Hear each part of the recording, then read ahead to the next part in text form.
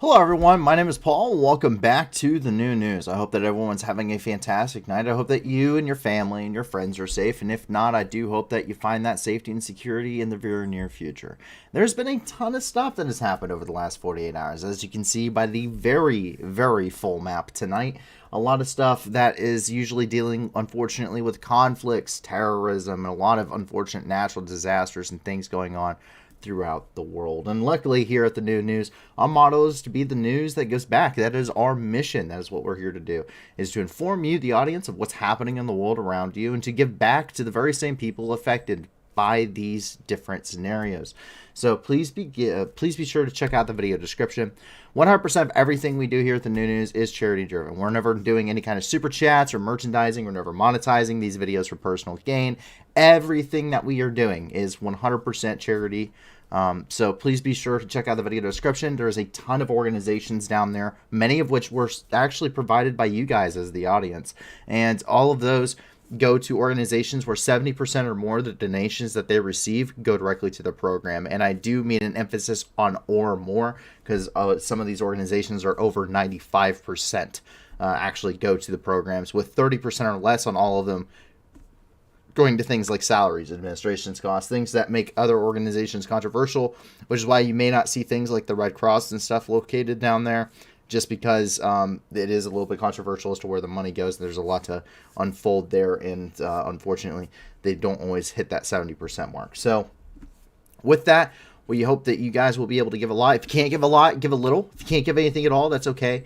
And one of the biggest things you can do here is help us grow this channel, grow our impact here, share it amongst your communities.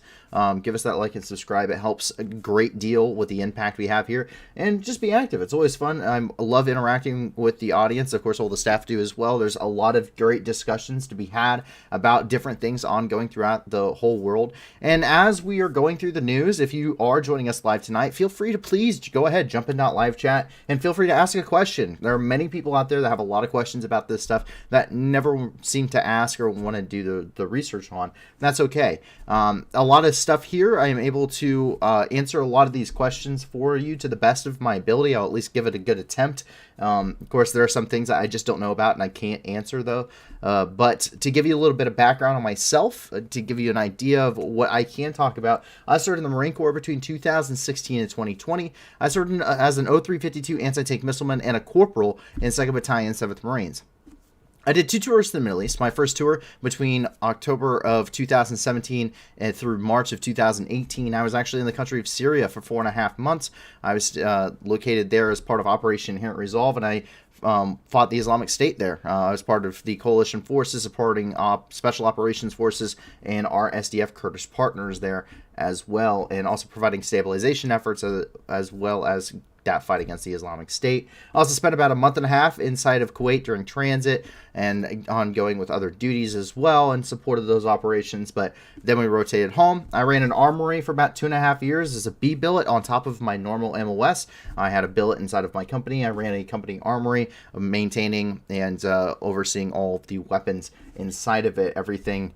Being a weapons company, I was actually overseeing all the heavy equipment, so tow systems, javelin systems, the 50 cals, Mark 19s, 240s, 249s, rifles, 81 millimeter mortars, the whole 9 yards. So I could talk a lot about heavy weapons. And then on top of that, I went back to the Middle East for a second deployment after all of that was said and done. And I went back between October of 2019 and March of 2020. I was attached as a Javelin team to the crisis response company out of Kuwait. There, I was in charge of all anti-armor operations for the company as the team leader. I then deployed to the U.S. Embassy in Baghdad on the January the 1st of 2020, or New Year of 2020, during the embassy riots there, where they attempted to overrun the U.S. Embassy in Baghdad. I was part of the 100 Marines that responded to the incident, and then I oversaw all anti-armor operations over the Baghdad Embassy complex. After about a month and a half of being there, I went down into Saudi Arabia, and I ended up training Saudi Arabian Marines that were preparing to deploy to Yemen. So I am a subject matter expert in anti-armor warfare and armored doctrine. I am very well versed in small unit leadership tactics at the team and squad level. I am also a fully cross-trained machine gunner, a fully cross-trained rifleman, a partially cross-trained radio operator, as well as a CLS or Combat Life Saver Certified Marine, meaning I've received additional medical training on top of what most Marines do receive. And I also do have real-world experience in providing medical care to casualties. So, outside of that, I do have some interest in other things. I do try to remain well-rounded, but I'm not a subject matter expert in any of them. These include geopolitics, archaeology, science, and all of this fun stuff. It's just stuff I find fascinating. But once again, it doesn't matter if I'm a subject matter expert or not, because you as the viewer, I always implore that you do your own research. There is no substitute, no matter how much experience or how much knowledge I may have. Or anyone here may have, you should always be doing your own research. And if you would like a starting point, you're more than welcome. The map is publicly available. We have them archived clear back until when we started, which we started archiving them in April, which is just about 2 weeks after we actually started the program. And you can go through, clear up and onto the up-to-date ones. There are associated articles from other organizations and news agencies out there that we have listed. And you can go and can check out any of these news articles or publications that we have listed by jumping onto our map. The link for our website's in the description. You can find all of our works there, as well as jumping onto our Discord, where I also post an announcement every single day. And a lot of other stuff is posted there every day, which is pretty awesome, including some of these news stories that you guys actually end up making it onto the news. So pretty awesome to see. But with all that fun, all the announcements and introductions out of the way, we can get here and into the news itself. And of course, the big stories are coming from with our special report here in Ukraine. And that is a ton of different information. We first, of course, start off with the capital of Ukraine, which is in Kyiv. And we have our first update where United 24 has launched the Rebuild Ukraine program. United 24 is the official Ukrainian government run basically program for the efforts of, obviously a lot of people have been donating to Ukraine. A lot of people have been donating to a multitude of organizations. But the Ukrainian government said, well, okay, we need to set up a website for them to donate to the government. If they don't have any other way, they don't trust anything else, you can at least trust it to go directly to the government, which is the United 24 program. You can support the war effort here. You can support the reconstruction efforts. You can support humanitarian efforts, all of them. The United 24 link has been in the description since it was officially announced for us, so you can always check them out if you want. But United 24 has launched the Rebuild Ukraine program. 18 structures located in Irpin, Borodyanka, and Hostomel, as well as Buzove and Malia and the Dmitrievska region territorial community of Kiev Oblast will be restored. With this first stage of restoration, 4,237 Ukrainians will be able to return to their homes.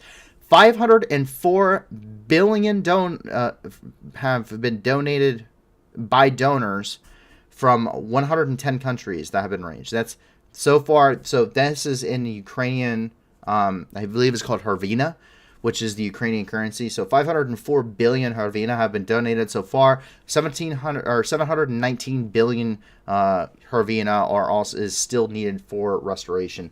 It is a Marshall Plan sized endeavor to try and rebuild Ukraine. There's just a ton of stuff here. There's a ton of destruction that has gone down here inside of Ukraine over the past almost a year at this point. And we're looking at, entire cities that have been completely leveled off the map. And that starts small. These places that are relatively safe, that haven't been under direct threats so far, unless you're talking about those wide-scale missile strikes. These communities, places like Irpin, Bucha, Hostomel, these places to the north of Kyiv, that we saw absolute horrendous things done to. Many of those horrific photos came out in March and April and May. After Russian forces immediately left these areas, showed nothing but complete and utter waste of human life, human potential, absolute destruction of the entirety of these cities. Many of them booby trapped, clear down to hand grenades being left with the pins pulled, and the only thing is keeping the spoon in being held in the drawer. Just quite an immense amount of just terrifying things. And so there's a lot of reconstruction to be done. You got to start somewhere, and starting in these areas where it's safer to be reconstructing is, of course, a great thing. And these communities were already horrifically impacted by the war. We're hoping to see some really good things coming here in the very near future. Already got a question coming in. Barbara Christina Paul, what do you think of the Russian equipment being moved to Belarus and Brest on the border of Poland? So quite a lot of interesting things. So we'll get a little bit more into Belarus because we do have some more information from Belarus regarding some troop movements. Most of this is going to the Ukrainian border, but the thing is that there has been a contingent of Russian and Belarusian troops, primarily Belarusian troops, which have been on the border of Poland basically the entire time. This is a tension point. This is actually a tension point between NATO and basically Russia, because Belarus and Russia are actually still in a union. They've been in a union since the 90s. And continue to do so. With the actually Belarus is meant to become part of Russia. It's supposed to become a territory of Russia. It just hasn't quite formalized yet, and that's actually supposed to be undergoing underneath Lukashenko, who heads the board on that union.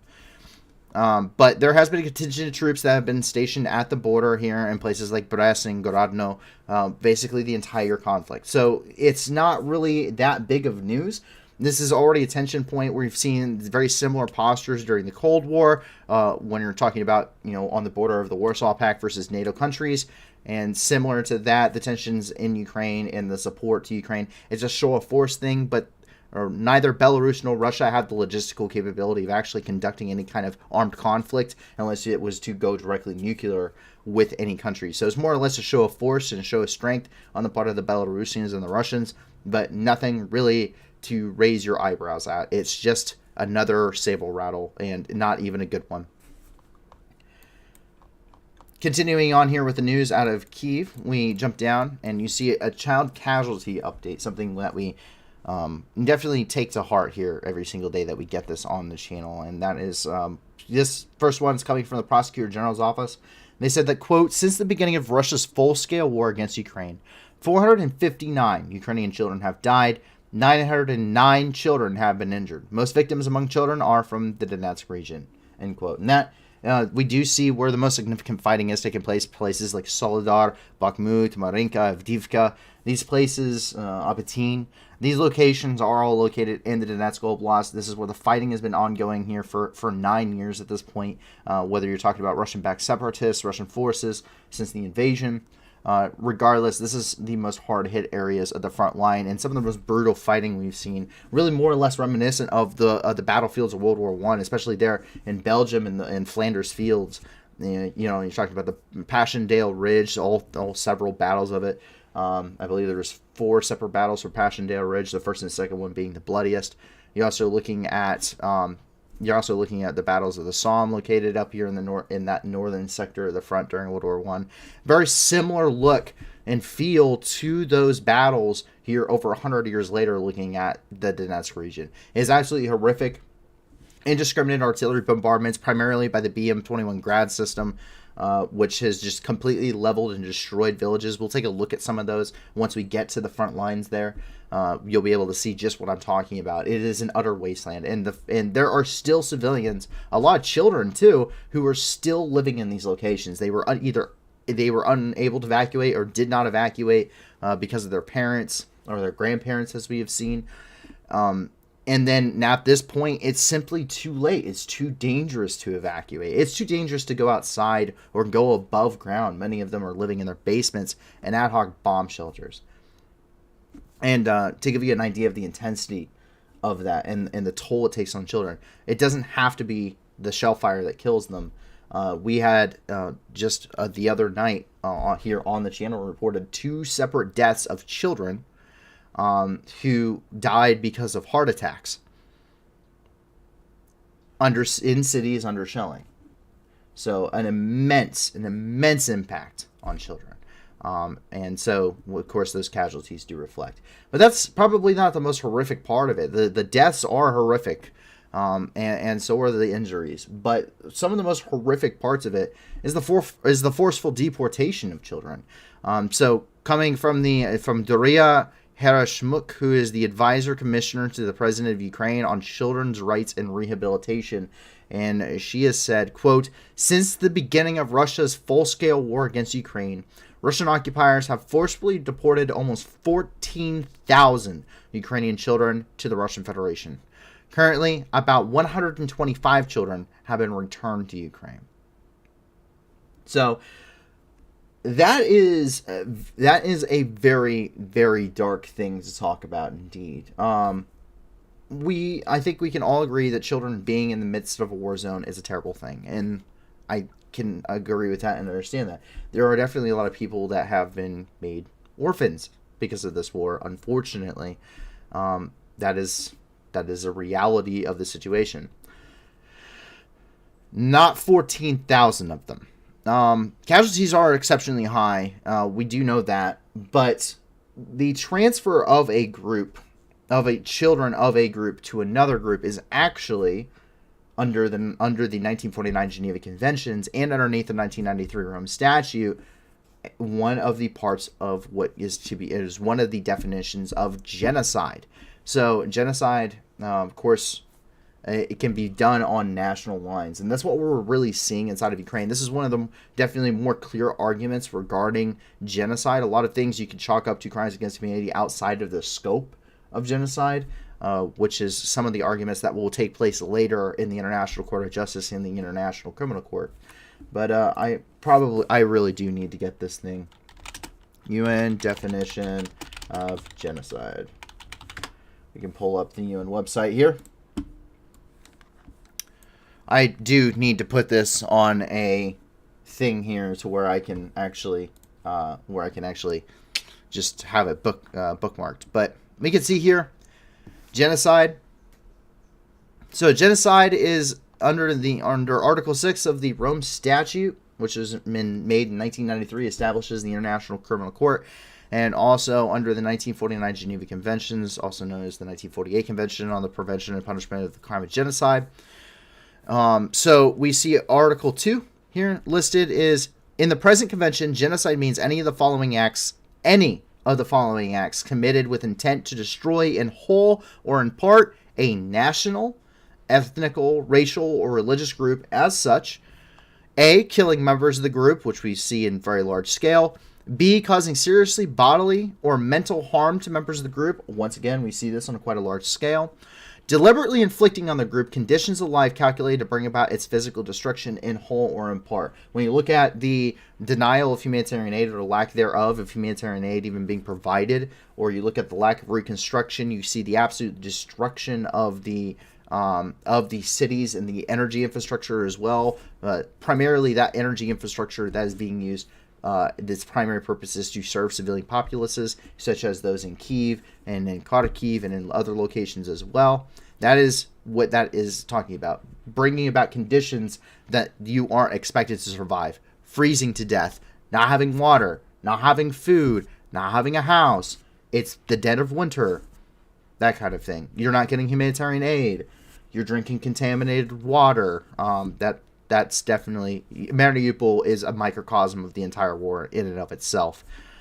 Imposing measures intended to prevent bursts within the group. That is what we see when we're seeing such a wide level of destruction. Every single attack that has occurred on both humanitarian organizations and also on the specifically those institutions protected under all of the conventions, including going clear back to 1899, and all of the associated works thereafter, such as hospitals, maternity hospitals, clinics, humanitarian centers. All of these have been attacked. There's one attack but 3 days ago there in Kherson. The Red Cross was attacked.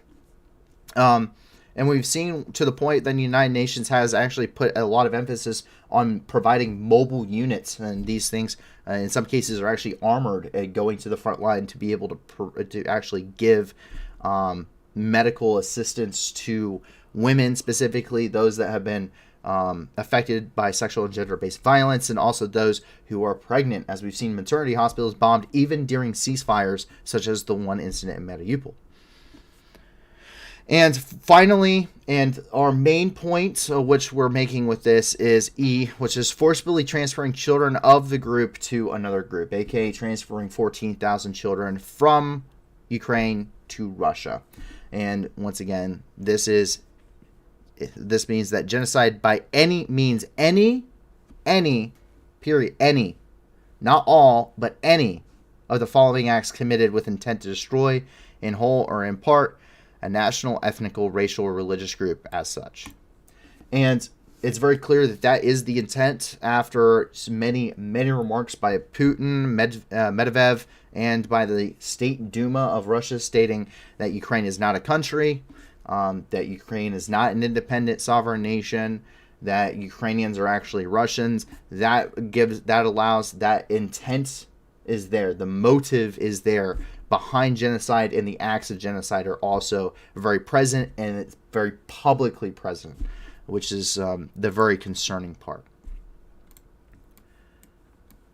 We move over to the main story of the night, a very tragic story that, as you can tell, is in green. And this is because it is neither Ukrainian or Russian influenced. This is the tragic helicopter crash here that occurred in BROVARY. These numbers have fluctuated somewhat as they're continuing to investigate still, very early in that. But very early this morning, after some awards were presented to border guards throughout within the Ministry of Internal Affairs, the Minister of Internal Affairs, Denis Montesquieu, as well as his deputy minister and several other official ministers, also boarded a helicopter headed to frontline areas. The helicopter ended up crashing. We do not know the official reason as to why the helicopter crashed. The Ukrainians do not believe it was downed by enemy fire. They believe that it was an issue with the aircraft itself. The helicopter attempted to avoid major residential buildings, but in the end, the smallest building that the pilot apparently could find was, instead of a large industrial or residential apartment complex. At the time, you wouldn't know it, but it turned out to be a kindergarten. It crashed into a kindergarten. All the kids in the kindergarten were in the cafeteria for lunch when the tragedy ended up striking. One child has unfortunately died, with 11 others being injured. Of the 14 people killed in total, 9 people were on board the helicopter. As per witnesses, quote, the helicopter made 3 laps over the local supermarket, flew to the center, began drop sharply, crashed, and caught fire. 3 days of mourning have been declared in BROVARY. Just to clarify, earlier reports of 18 dead have been redacted to 14 after more positive identification and recovery.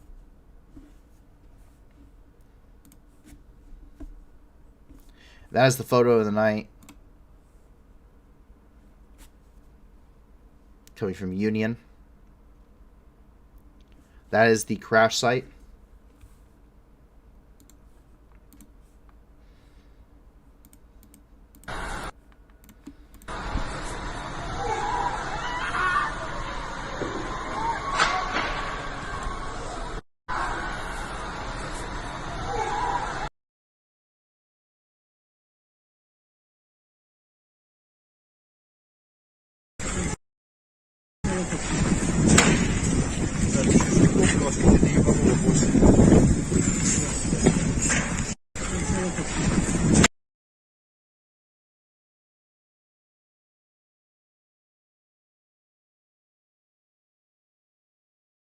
See some photos of the crash site now that the fire has been put out.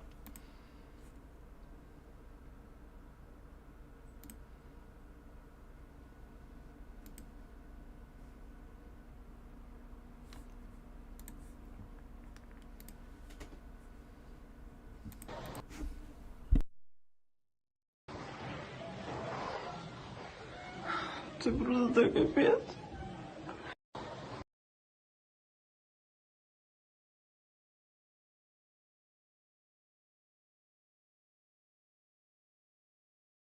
Once again, the twisted, mangled wreckage of the aircraft. You can actually see the main rotor of the aircraft lodged inside of one of the cars.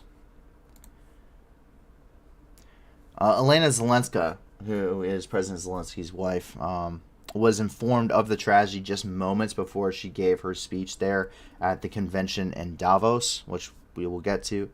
6 of the men on board the aircraft, 6 of the 9, so those not including the crew, were very close to the Zelensky family, and there were some photos that have come out.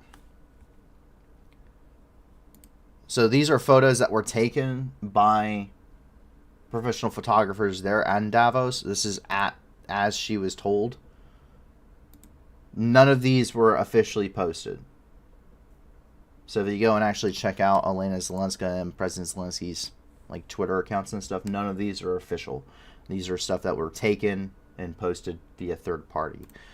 So it's not something that they're trying to publicize about, but it's definitely something that it was definitely a very candid moment after such a horrific tragedy. These during this course of this conflict, these are the 3 highest ranking individuals in the government who have died. So it was the minister, the deputy minister of the internal affairs, as well as a press secretary. In lieu of, so the Verkhovna Rada will be creating the appointment of a new Minister of Internal Affairs. In the meantime, the deputy minister, the other deputy minister of Internal Affairs and head of the National Police of Ukraine is the acting internal minister. So definitely a lot of very rapid change here, but this is why lines of succession in every department are vitally important. Because when a bad situation inevitably becomes much worse, as we have seen today, there are still things in place to keep everything running, and the Ministry of Internal Affairs is, going over a very wide spectrum of things right now. The border guards obviously protecting, the Belarus, shaping up, and also protecting in combat duties as well. Police investigations into war crimes, EOD work to clear out unexploded munitions and landmines and booby traps. The Ministry of Internal Affairs also handles all of the rescue efforts, firefighting, general policing, everything you can think of that is just inside of the country of Ukraine itself, from the fire department to the police department to those major, huge investigations that we've reported on before. Now, the people in charge of that have unfortunately just passed away in this accident. So quite a huge shift, and it's definitely going to be felt for some time, and definitely a shock. It was definitely a shock this morning as I was looking for quotes and stuff earlier today on some free time, to immediately find out after reading some of the stuff that person had just been killed is a pretty big shock. I can't imagine how it is there. But it is, unfortunately, very much a tragedy. They are investigating still, however. So that will be some time. That will take some time to know what truly happened. We move over here and into the front lines. This is the meat and potatoes of the war. This is the Donbass. And we're seeing some very interesting things coming out. More and more, we're getting more videos of mobilized forces here inside of Ukraine who are Russian mobilized forces specifically, who are definitely dissenting when it comes to what is happening to them here on the front lines. And we are especially getting this out of the Luhansk Oblast, where a critical stage is being met right now, especially in the defense of Svatove here to the north, as well as Kremina. Kremina, especially where the Ukrainian and Russian forces are embattled in the forest just outside of the city. But we're seeing where mobilized troops here are being accused of deserting, and they are they are stating that they believe that they have been deceived by the Russian forces. These are mobilized soldiers from Yaroslav Oblast in Russia. They were told by the command to retreat, are now being accused of being deserters. And they did make this video. Просим разобраться в данной ситуации. Нам был дан приказ командирам роты об отступлении с позиций, так как нас обстреливали танки, минометы. В свою очередь, командование нас не прикрывало и не давало нам никакой поддержки. У нас были только автоматы, а все остальное вооружение было повреждено. Теперь нас хотят обвинить дезертирами, так как командир роты говорит, что приказа не отдавал. Командованию на нас наплевать. Нам с самого начала сказали, что мы будем в теробороне, начиная от самого военкомата, где мы призывались в Ярославской области. Но нас обманывали. По прибытии сюда мы ходили на штурмы и сидели на самых передних краях фронта. Никакой третьей, четвертой линии, сказанной президентом, не было. В итоге мы просим в этом во всем разобраться и просим у вас помощи. And this is not the first time we have seen this. This is not the first time we've seen this in Luhansk. This isn't the first time we've seen this in the war. These calls continue to happen. And sometimes it's a very small, like squad-sized level. Sometimes it's as large as the whole company. Sometimes whole battalions, as we've seen inside of Russia. Those calls out of Russia have drastically decreased. I think there was definitely a crackdown inside the country of Russia itself. Once these troops are getting to the front lines, we're seeing where really they've realized very quickly this isn't what we were told was happening. But it doesn't matter to the Russians. At this point, they're looking for manpower. They had huge manpower losses that they were trying to fill the gaps with. They are now still trying to fill those gaps, and there is major casualties being dealt to them right now in places such as Vitove and Kremina. You're talking Soledar, Bakhmut, some of the most bloody battles we've seen so far of the war, and they're still now running back into that manpower issue. And really, the Russians at this point is definitely going towards a very Stalinistic no-step-back doctrine. Now, the only thing we get out of the Luhansk Oblast, something very interesting, something that we don't see nearly as often, but we do continue to get that and get this, is something from behind the lines. This is specifically coming from the city of Ludihin, which is in the occupied Luhansk Oblast, is deep behind occupied territory. And we're seeing more replacements heading towards the front line. This is replacement troops. This is replacement equipment. And it's almost a continuous convoy at this point of just more and more equipment. So we've seen at this point where the Russian forces have been pulling from stockpiles, whether that's active military stockpiles in the far east and the far north, or even in some places, Operational Command South has been stripped to its bare bones for the Russians. That is their operations inside of Syria. We've seen them all pulled here into the war in Ukraine, and also the heavy reliance on Soviet-era outdoor storage yards, where these units have to be brought in and go under retrofit, where they receive replacement parts for models that came flung after them.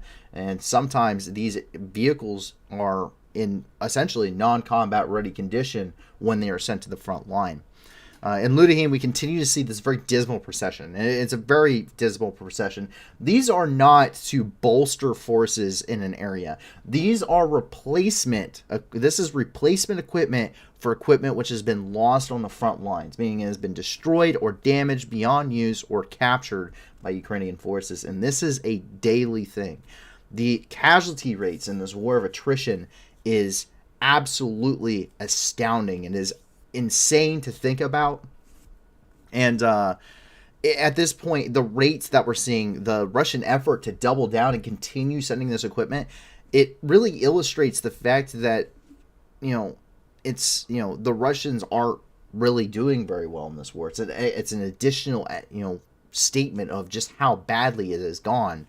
And it at this point, even without factoring in however longer this war continues, monetarily, their stockpile depletions, monetary depletions, manpower depletions, you're looking at a Russian military, should the country continue to survive as a single nation, being destroyed militarily, and in this meat grinder. And it will be destroyed militarily for decades to come, if ever it is recoverable. Because there are very few empires, there are very few countries that have ever suffered quite like this badly, that have had wars go this poorly, that have ever recovered militarily.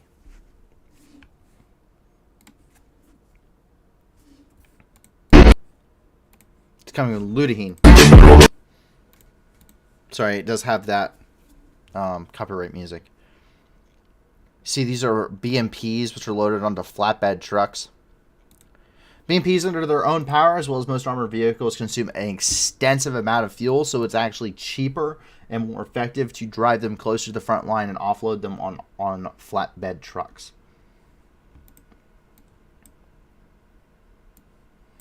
JL says, I've heard from many people already that the breaking point of Russians is still far away.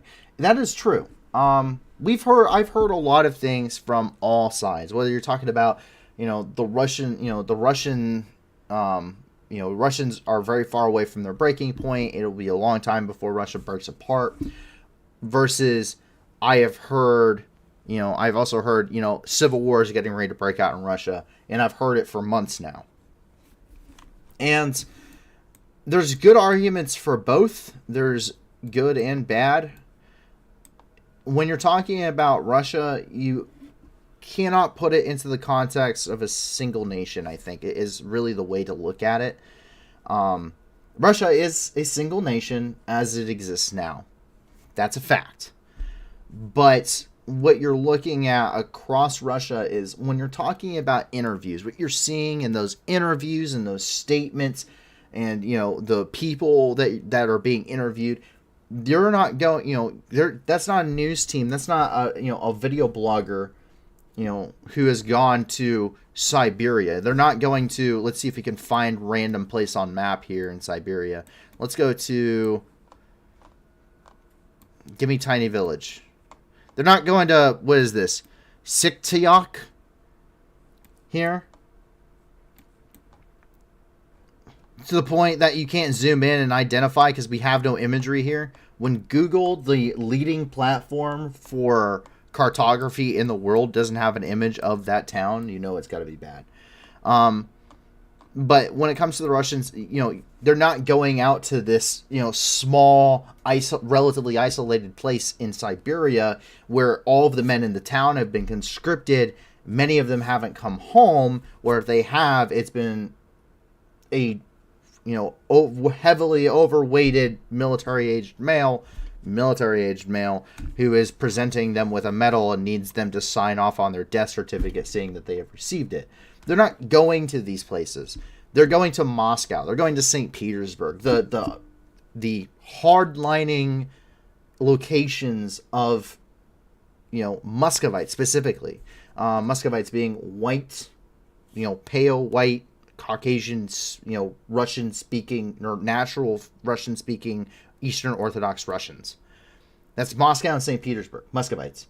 They're not going to Dagestan. They're not going to Chechnya, which is a whole other thing. They're not going to Siberia. They're not going to the Far East over by Mongolia. They're going to these hard-lining cities.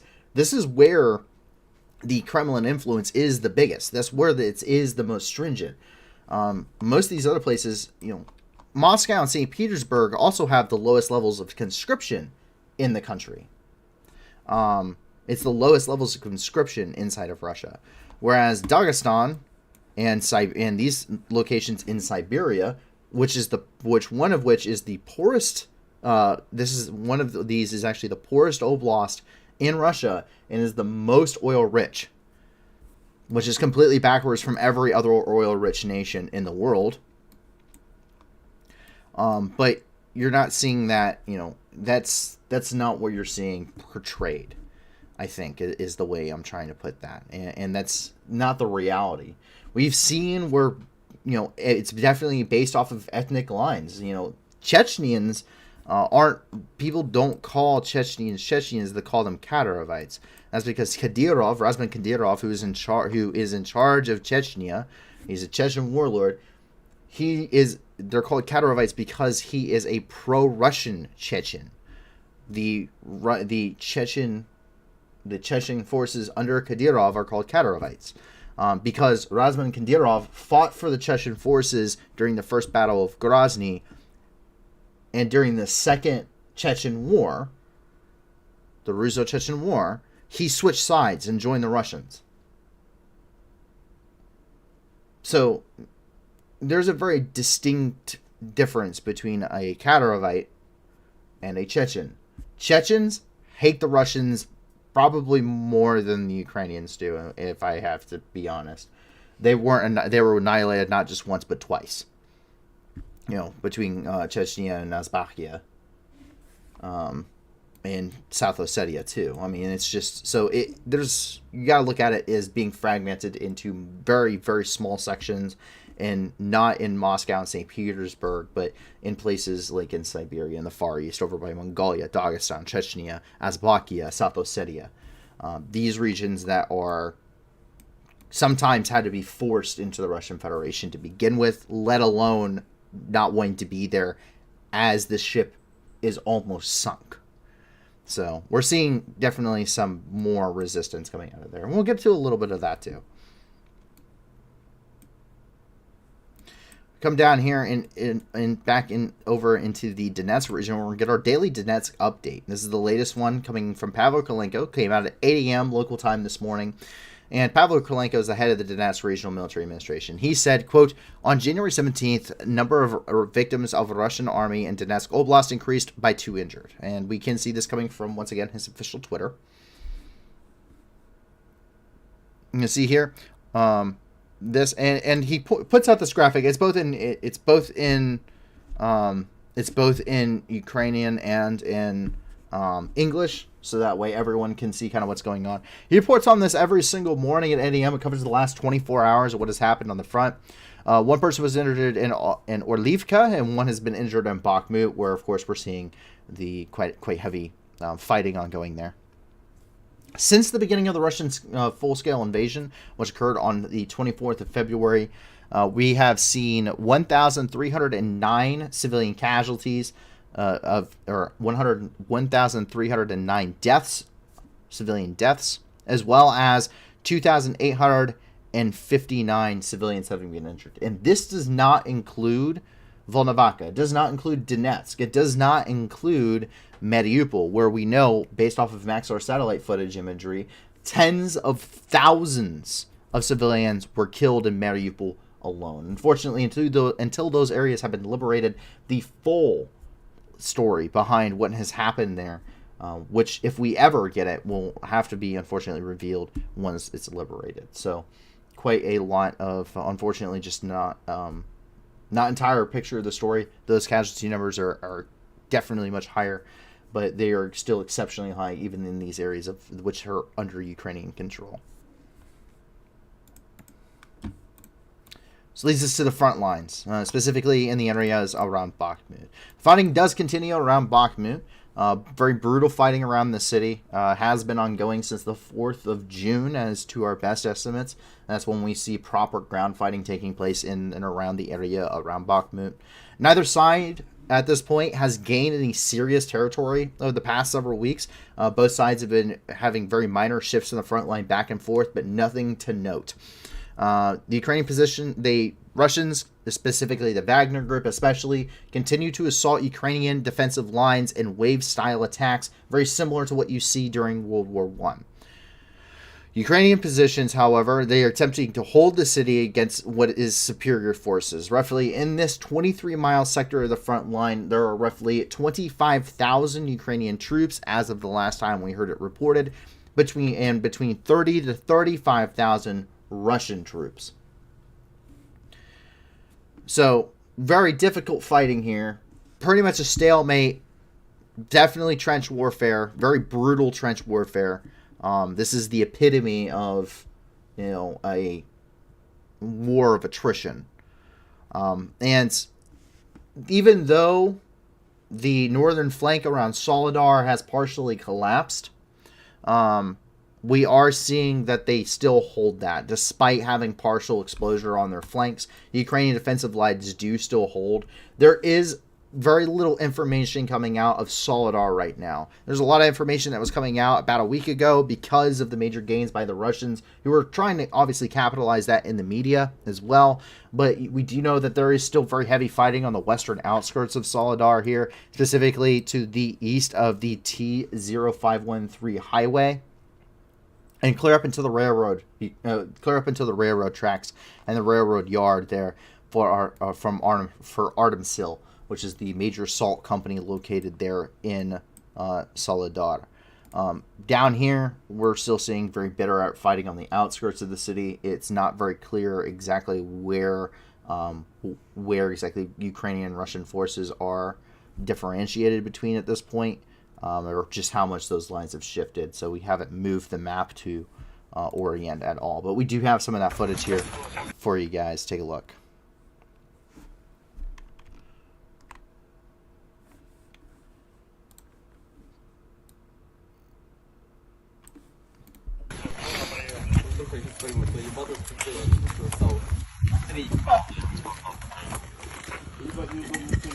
Я спукал, это было. Ну что, готовы? Да. Погнали. Мы с вами? Да, ты будешь за ворот доходишь, дальше идешь.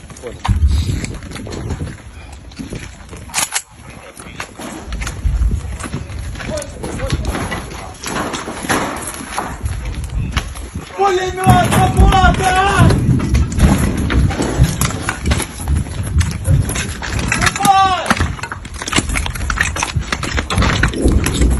Ебать!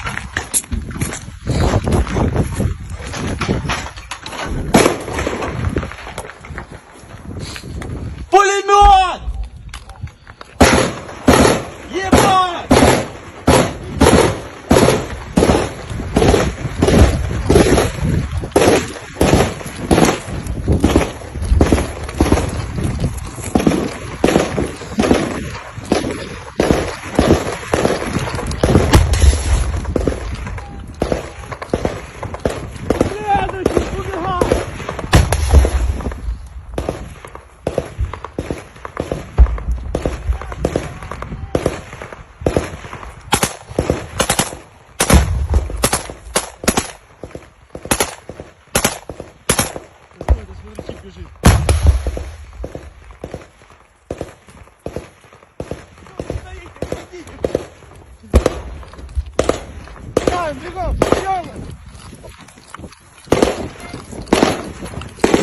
Давай, давай, давай!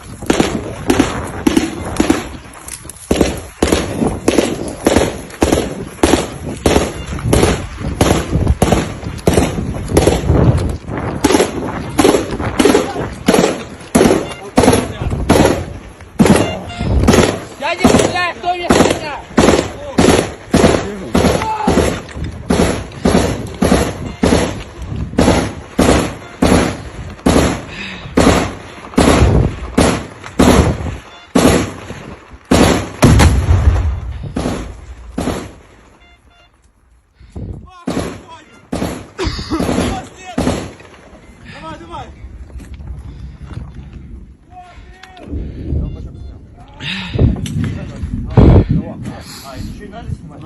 Давай, давай, стоп!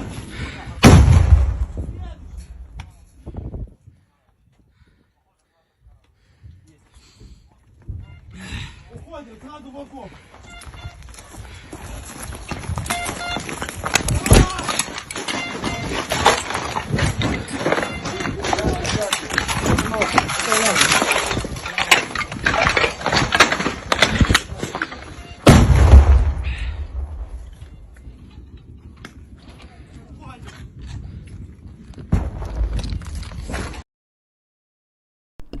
So you can definitely see, calling for that, hey, give me cover fire, hey, push it further north, and then going and say, and then you're pushing out and engaging with RPGs. JL asks, I often wondering how often those RPGs hit intended targets. That's really a kind of a good question, and a lot of times we don't get to see. We do know that when they're used, as intended against, armor, that they are, very effective, especially when you're talking about light armor, the infantry fighting vehicles, the BMPs, BMP 1s, BMP 2s and 3s. When you're talking about, the BTR series, we're seeing them, used very effectively. We're also getting, much better, I would say, cinematography of those strikes, just because everyone likes to watch tanks blow up. I did, and I did it for a job, so I still enjoy watching tanks blow up. But the kind of what we're seeing here is almost in an indirect fire. which is possible. I mean, there were a lot of different rounds developed for the RPG-7. There's even thermal barrack munitions for the RPG-7 and the SPG-9, very used in very limited quantities. So there's a lot of different things you can do with it. A lot of times you're doing a lot of harassing fires, I think is more or less what this is just harassing fires. Harassing fires can be very good, keeping the enemy engaged, keeping them on their back foot is definitely a very important thing. You don't want to let them get into a good position. You want them to be sleep deprived. You want your enemy to be, in a disadvantage, constantly afraid, constantly on guard, because it takes a very heavy mental toll. And so when something does happen that is important, a major movement, it would be much more effective to fight an already demoralized enemy. So that's a thing. It seems that's more or less what's happening here, is they're just providing some kind of harassing indirect fire with the RPG-7.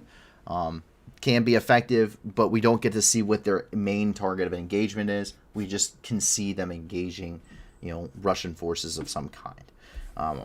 So that's kind of what you're looking at. That's as best as I can probably bring it. But not all is bad in around Bakhmut. We're actually seeing reinforcements coming in here. So you see reinforcements pulling in here into Bakhmut. This right here is looks like a BMP-2. You got BMP-1s here.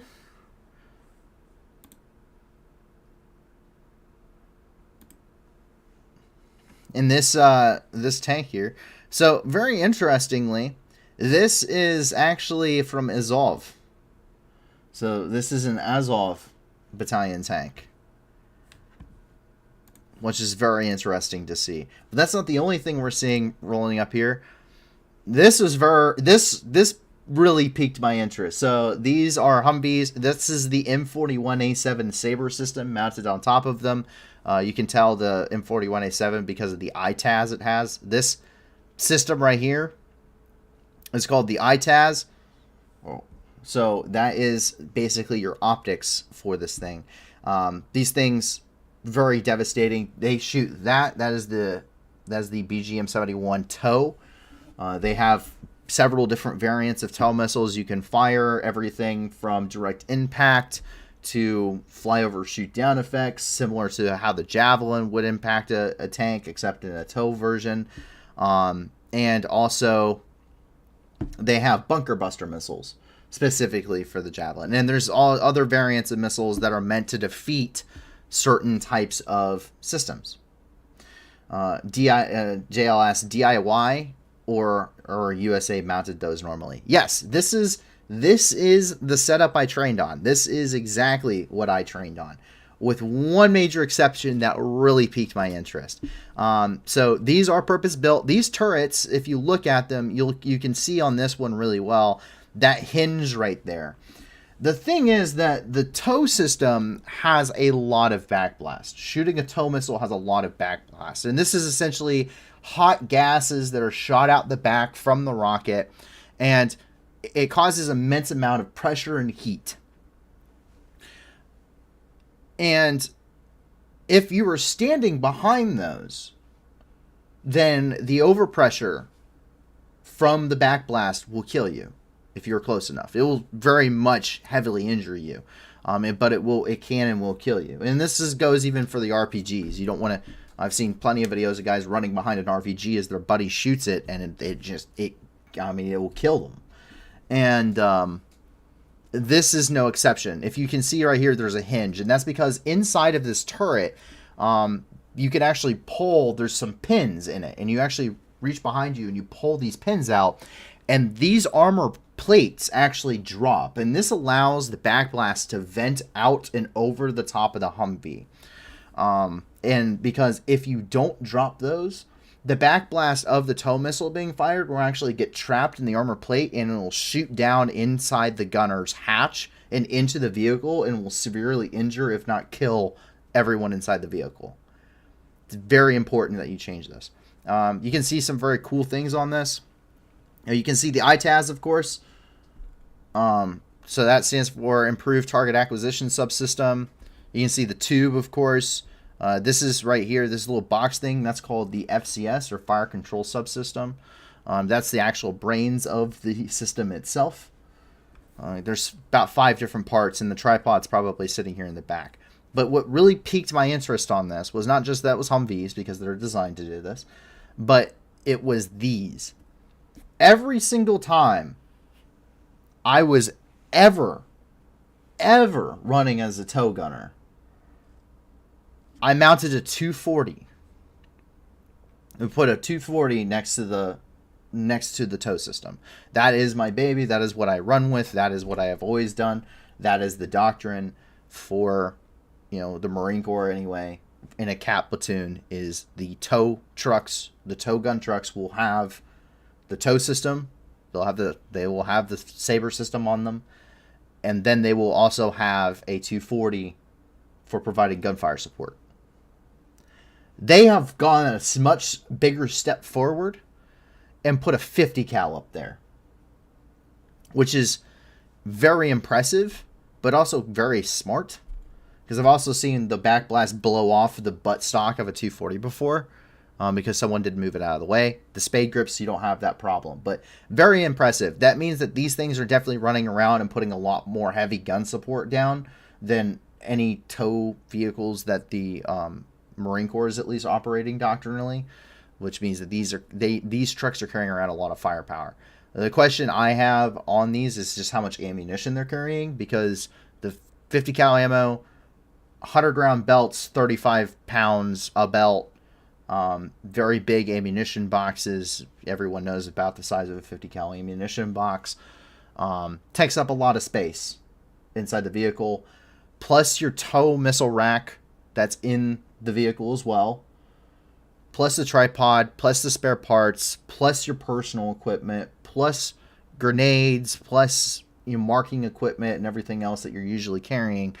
I found it difficult myself just to get that stuff inside of the Humvee, let alone, and that was mostly for training, because we use MATVs and MRAPs for overseas. Bookham 40 asks, AT platoon is attached to a unit from battalion or brigade assets. So by Marine Corps standard, a CAP platoon, any anti-armor team is considered a battalion level asset. So this also goes for 81 millimeter mortars. So 81 millimeter mortars, heavy guns, so 50 cals and Mark 19s, javelins, tow systems, cat and MAP platoons, which you form out of those, both 81s and out of cat, which is what I did. All of those, snipers as well, all of those are considered by Marine Corps doctrine a battalion level asset. A regimental asset, because we don't do brigades in the Marine Corps unless you're on a Marine Expeditionary Brigade, which the only last time I knew of that happening was in Afghanistan. But we do battalions and regiments. We don't go up to a brigade size. We go from regiments to divisions in the Marine Corps. So artillery batteries are a regimental and division asset. So that kind of gives you the scope of these kind of platoons. Now, it's very different in the Ukrainian military. I've noticed, I have been watching a lot of videos. There's actually a really good YouTuber, if I can actually remember his name. I cannot remember his name off the top of my head, but he actually goes through and he breaks down how the structure of Russian and Ukrainian and U.S. Logistics and military organizational doctrine and everything is actually how it's done, like how the Ukrainian military, armor battalions work and stuff like that, to give you an idea as to how things are broken down. And very well done, I have to say.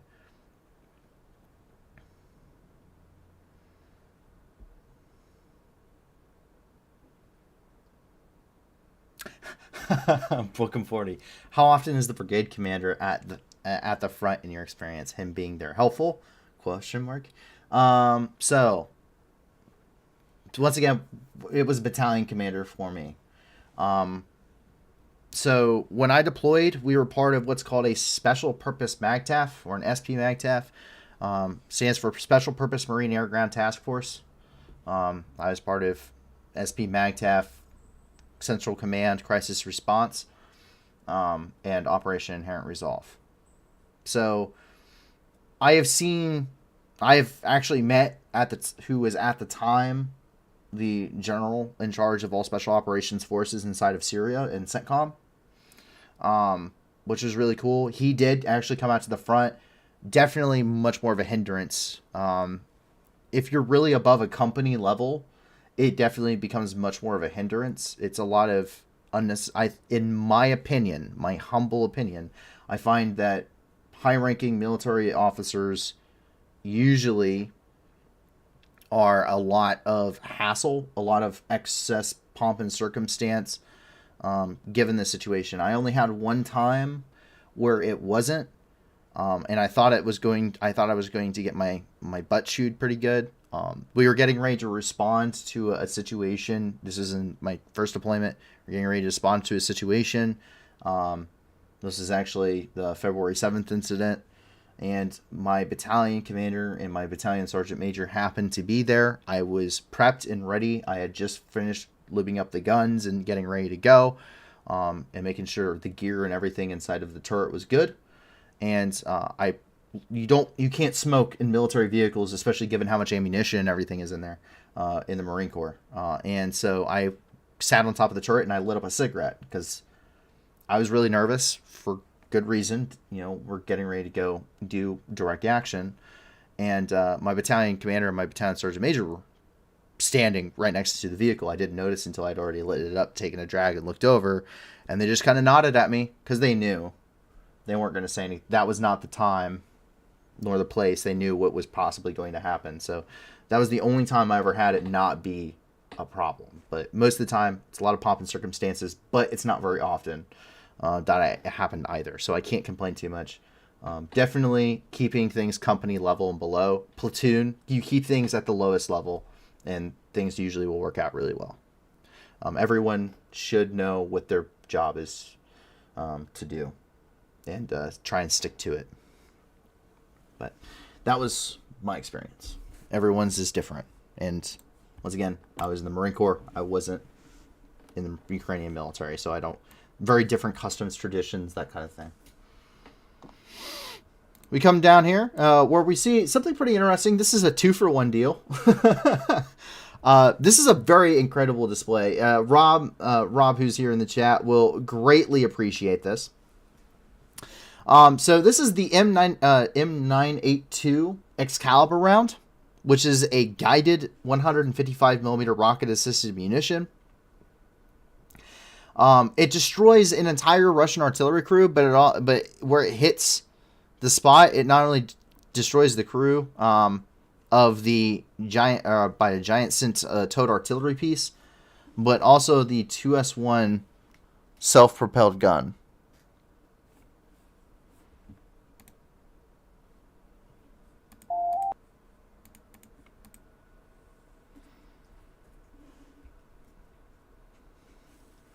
So that is what we call a 2-for-1 deal. So you can see the crew was walking up for the towed artillery piece, was immediately annihilated. And you can see the ammunition now cooking off in the back of the 2S1, which is a Soviet-era self-propelled gun. And now we get toasty fire. Extra toasty fire.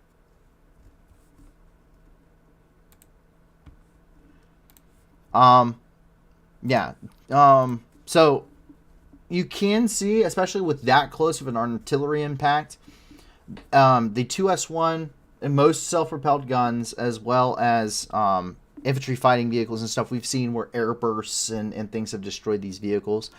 These vehicles do not have very thick armor, and I've had people try and dispute on this, but from my expertise, if you get a close enough artillery shell to land and hit, a large enough artillery shell, like a 155, which is what the Excalibur is, you will see very devastating results. To give you an idea, these armored vehicles, the self-propelled guns, the anti-aircraft platforms, the infantry fighting vehicles such as the BMP and especially the BMD series, and also the armored personnel carriers, are all going to have very thin armor. They're only going to have 12 to 25 millimeters worth of armor. And that armor is only intended to provide protection against some small arms fire and against some shrapnel. That close and that heavy of an artillery round, that large of an artillery round, will puncture through that armor. The velocity of the shrapnel coming off of that will puncture through the armor, and it will set them off, especially on Soviet-era equipment. Their armor is not very thick, they're not well designed, and they're relatively outdated. The 2S1 using cold rolled homogeneous steel, which is the same type of armor design. You're not seeing that we saw during World War II. You're not seeing that updated ceramic lightweight armor designs on these vehicles. This is the old way of doing things, the less effective way of doing things. And the 2S1 does not have a lot of deflection angle on its armor slopes, which does not increase its thickness. Therefore, it even further limits the survivability of the vehicle and the armor protection that it has. So they may look like tanks, but they're not tanks. They are very easily destroyed, even 50 cal rounds, especially if using AP or API, armor piercing, incendiary, or SLAP-C, Sable Light Armor Penetrator, or Sable Light Armor Penetrator Tracer, will punch through BMP armor, and it will punch through 2S1 armor. It has been done. It can do it. It was designed to do it. So very effective strike. That shows you just the accuracy of the Excalibur, which is doing exactly the job it was intended to do. We come down here to Marinka, and I talked about the complete devastation of cities. Marinka exists in name. It is literally a pile of rubble. Russian forces have increased their military pressure on the city of Marinka, which is located directly on the southern flank of the occupied city of Donetsk, which serves as a vital, and I do mean vital, political entity for occupational forces, but also a major headquarters, mustering location, supply and logistics headquarters, communication and command and signal locations for the Russian forces.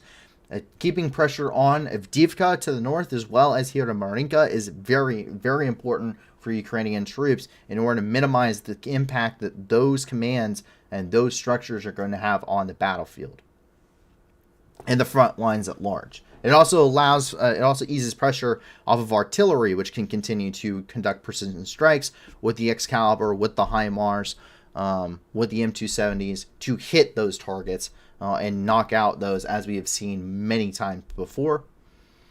Massive indiscriminate bombardment of the city of Marinka has left it completely annihilated. We've seen thermobaric munitions from the TOS-1A being used here.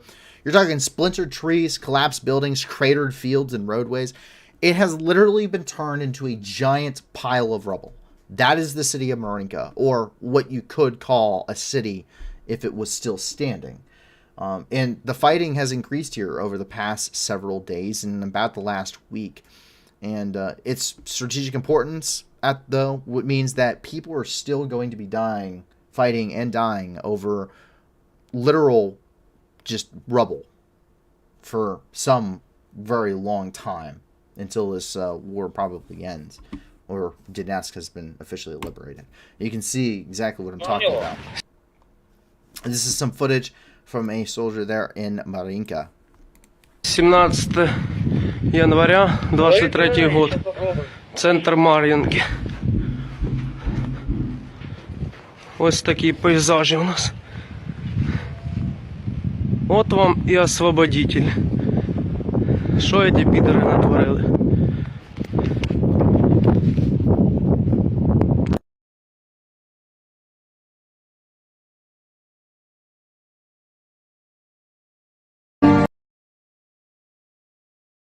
This is some drone footage of the city of Marinka. Which shows you just the utter desolation of the city. I do, like I said, I do truly mean it is a pile of rubble.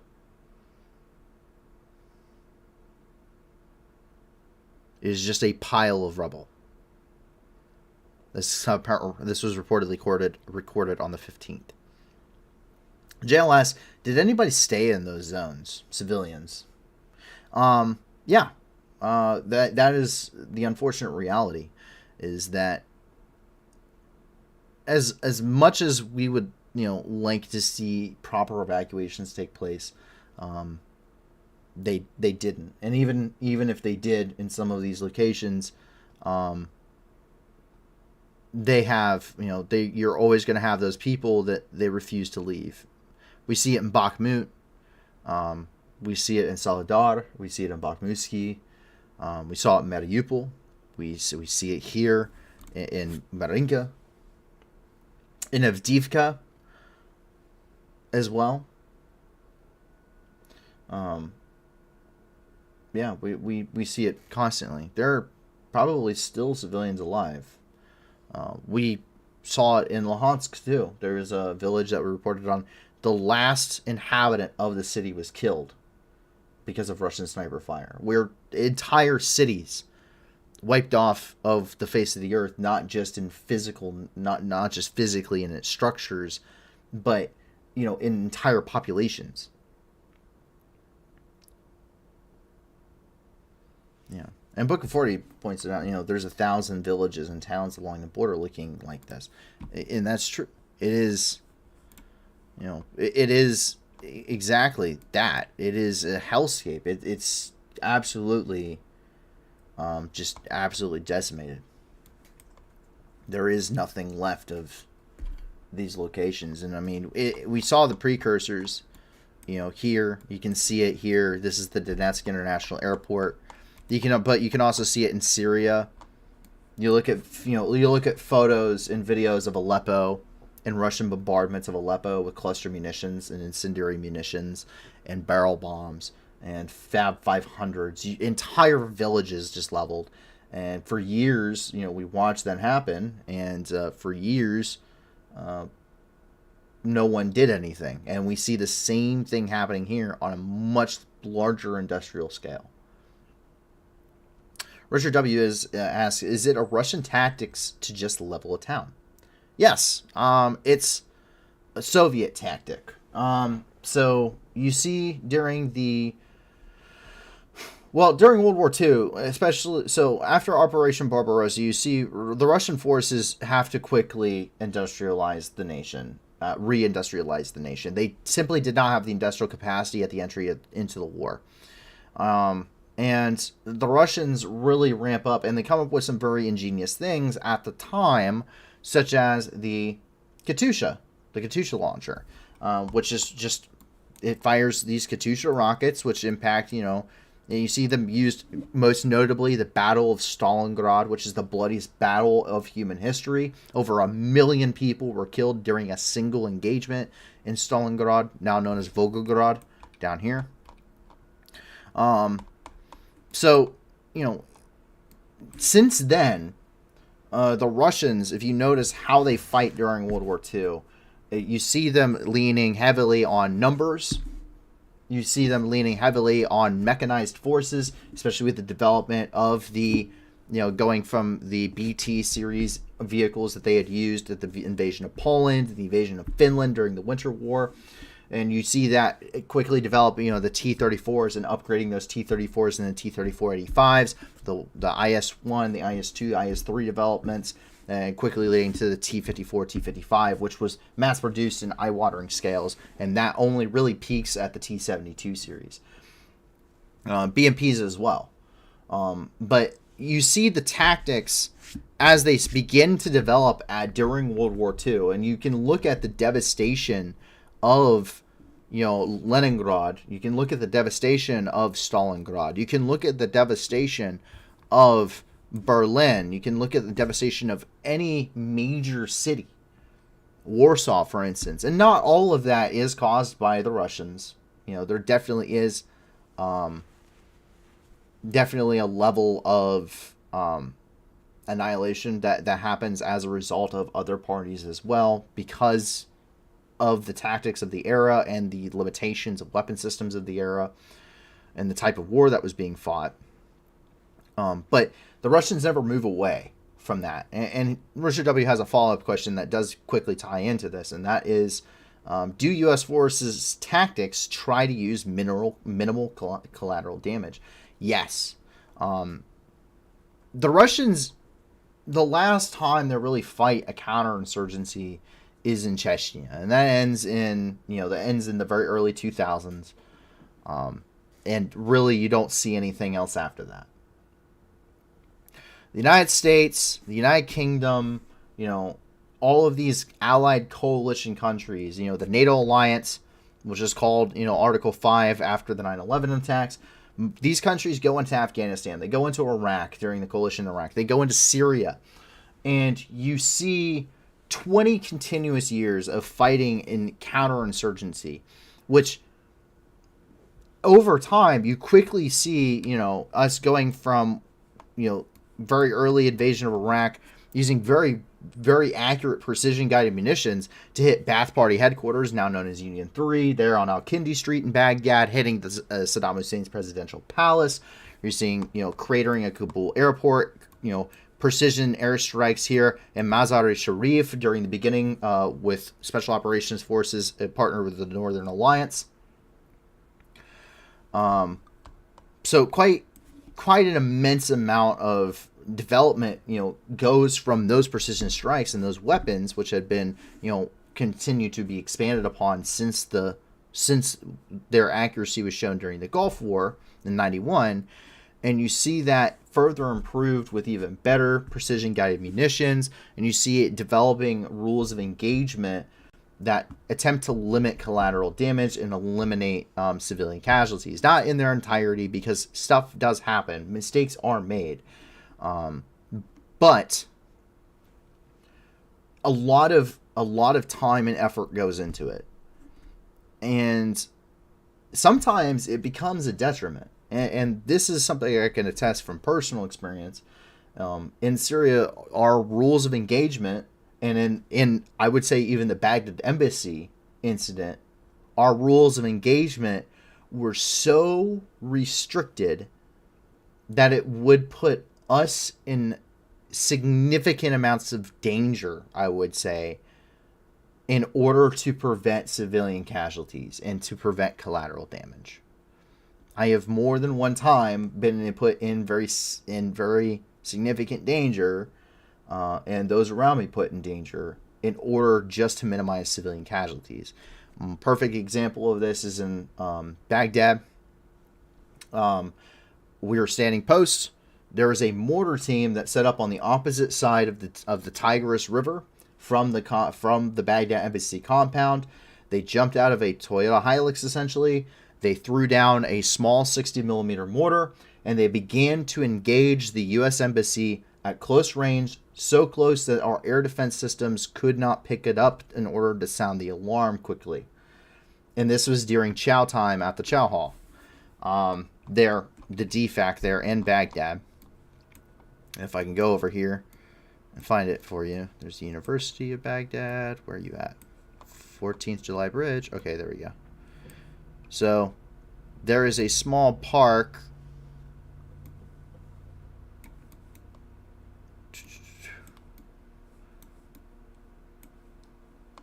located right about here. You can see those apartment buildings, but you can see that park kind of in here. And you can see like the child's playground and stuff over here. And in this area, they set up that mortar, and you can see it over here too. And they fired mortar rounds at the U.S. Embassy from across the Tigris River. And we could see them, like on post, we could see them, but we could not engage them because right behind this park, you can see it's apartment buildings, it's houses, it's, civilians. And protests immediately go from the U.S., who is, of course, who had just struck the very popular mobilization forces, literally called popular mobilization forces, PMFs, in Iraq, specifically Kataib Hezbollah. We see protests at the embassy go from them to actually protesting Kataib Hezbollah in some cases, because Kataib Hezbollah had fired rockets that overshot the embassy, and in these apartment complexes over here, one of these was actually hit, and it actually killed a family in their living room. So, so it definitely puts us in danger. I've seen it happen. I've seen, and done everything you can to prevent those casualties. But as we saw at the end of the withdrawal from Afghanistan, one of the last dark moments wasn't just what was happening at Kabul International Airport, but after the suicide bombing that ended up killing, the Marines there, that we ended up conducting a drone strike, and that drone strike reportedly was initially reported to be an enemy, an Islamic State likely vehicle-borne IED, and it turned out to be a very overloaded car of civilians. So definitely a very dark chapter. Like, once again, mistakes are made, and I'm not ever saying that the United States is always a good person, because there's certainly things that you don't have to agree with how things have been done in the past. But a lot of steps have been taken to prevent, and we don't see the Russians doing that. We see them openly, very, very openly leveling cities, and to do that is a war crime under Additional Protocol 1 of the 1949 Geneva Convention. That is a war crime. Indiscriminate bombardment of a city is a war crime. To further that, under the 1993 Rome Statute, to do that as a tactic, to do it continually as a tactic and a means and method of warfare, no longer just makes it a war crime, it becomes systematic, and therefore it is a crime against humanity.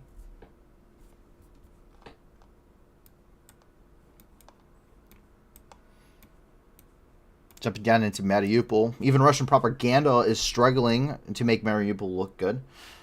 Residents of new apartments complain of poor building quality.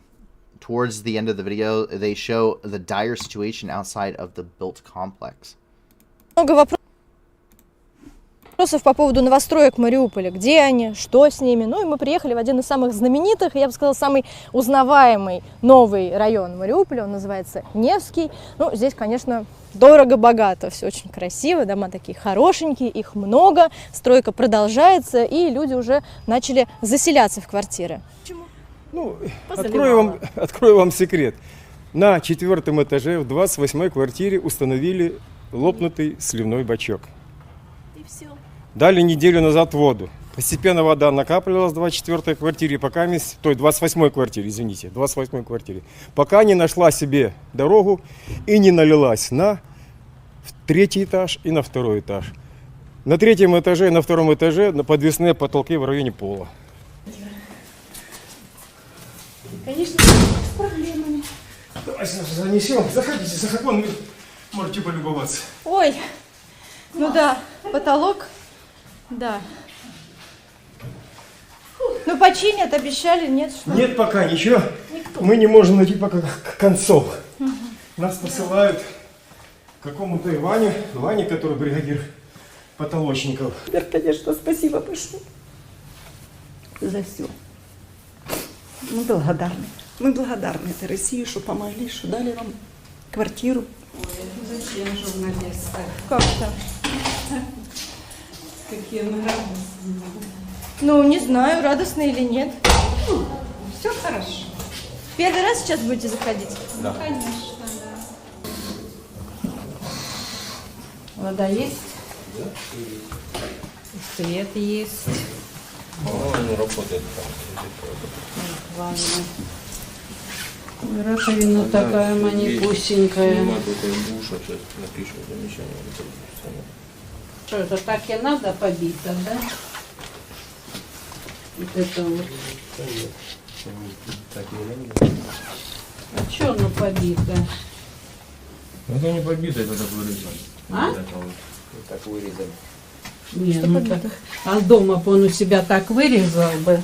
Сейчас напишите замечание, все придут, устранят. Ой, Не там переживайте. устранять, я не знаю, как они там. Я сейчас попробую. Как вам? Только честно. Ну, если честно, к этому надо привыкнуть еще.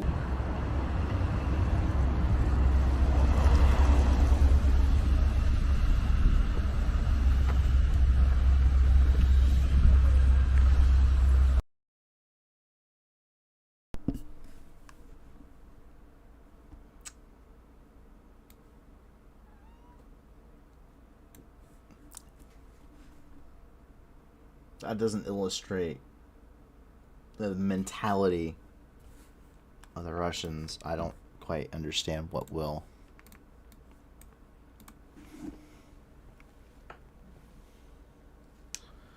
It would appear that my cat once again would like some love, as we had the other night. Hello.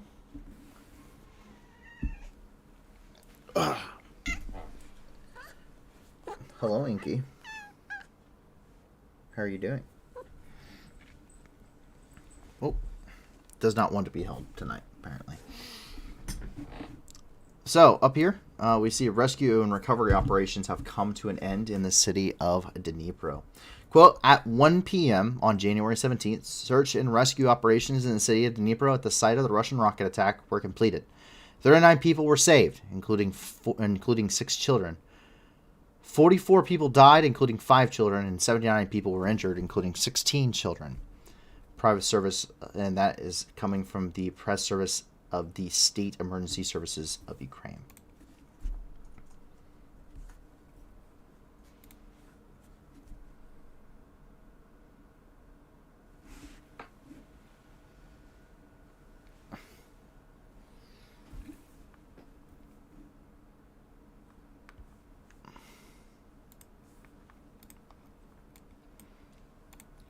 This is from the Southern Zaporizhzhia nuclear power plant. Oh, look, it's tallying. Will you give me love and affection? Hello. And coming here from the coming from the nuclear power plant here in the Mykolaiv Oblast, the International Atomic Energy Agency has begun to establish a permanent presence. Here, the IAEA has started to establish a permanent presence at the nuclear power stations all throughout the country of Ukraine. They will be putting a presence at all of them, citing security concerns amidst the targeting of energy infrastructure by Russian forces, and after many shellings at the Zaporizhzhia nuclear power plant, where they already have a location, or where they already have a permanent presence. They will put this presence here for as long as they would like to determine, for reporting and security and monitoring purposes. And you see this coming from Rafael M. Grossi, who is the head of the IAEA. A year ago, we were here. Yeah, I remember, yeah. Together, and now still in all these difficulties, the IAEA is present here, working with you, working with the regulator, working with Energoatom, and with all the staff we like to see here. So now we are setting this permanent presence here. We are going to be discussing the details of it in a second. But I think it is highly symbolic that we start this cold evening here, but with a warm spirit and with great determination. Yeah, great. Thank you very much. You. We are honored.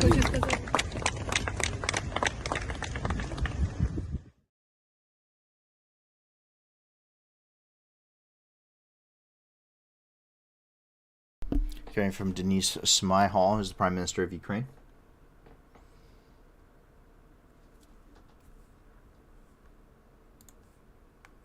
He also has reported on this.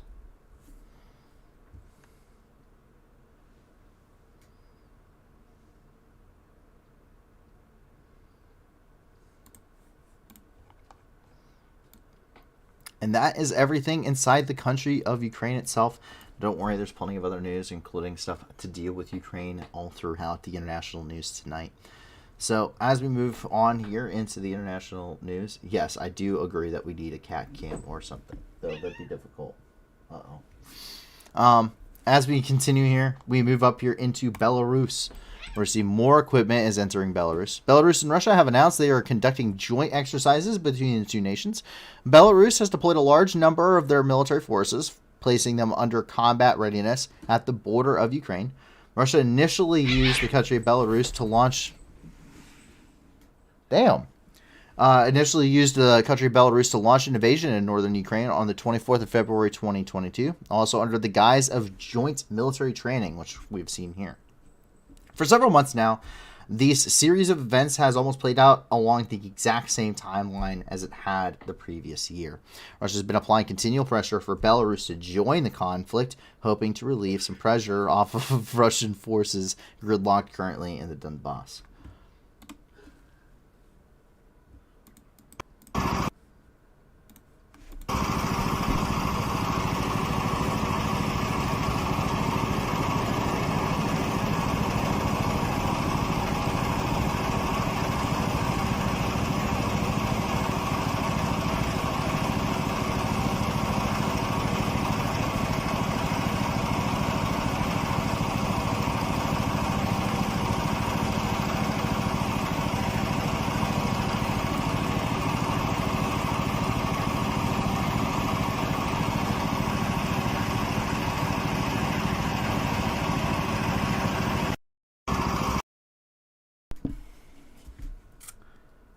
No, that was not more dancing that you heard. That would be the two sisters fighting aggressively.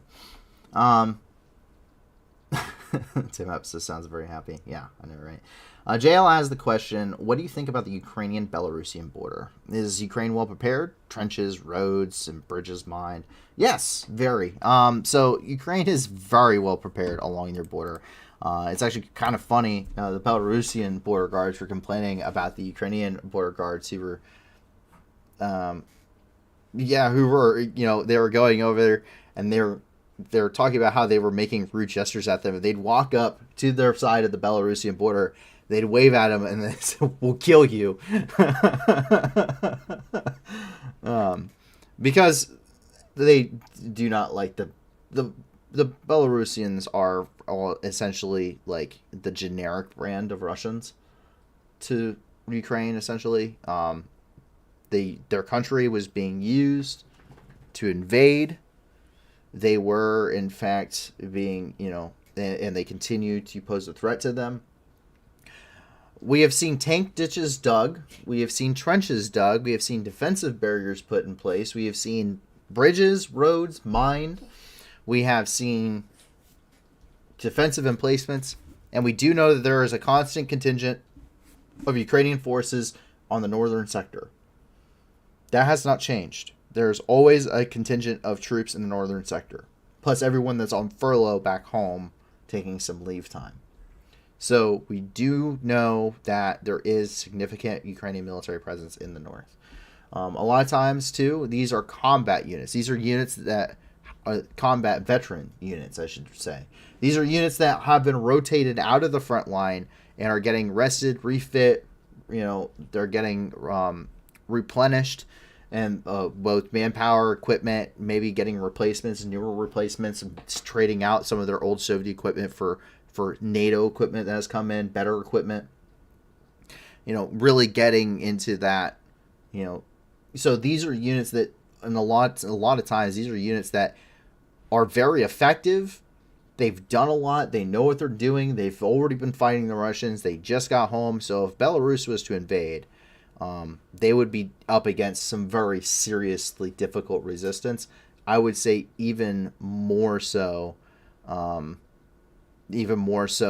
had been anticipated. Obviously, very much more so than what had been anticipated or what had occurred back at last year. It would not likely be a repeat of last year.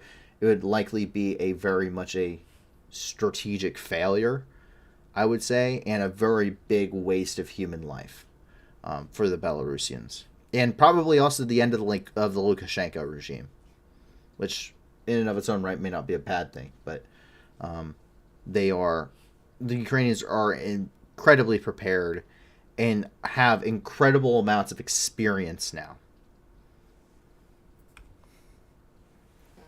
Come over here and into Russia, of course. where we have several updates today. It's not like they necessarily followed them anyway, but Putin has submitted a draft law to the State Duma on the termination of international treaties of the Council of Europe with respect to Russia, according to TASS, which is a state-run news media organization founded in 1908.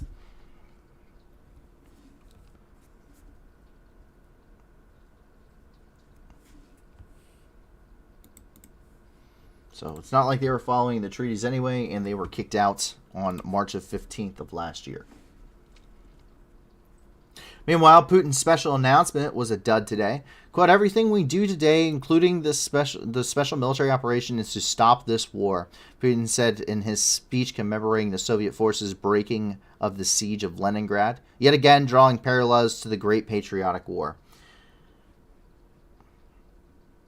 That's World War II for everyone that isn't brainwashed. However, it was confirmed today that Russia will increase its military to 1.5 million troops, as was suspected towards the end of last year.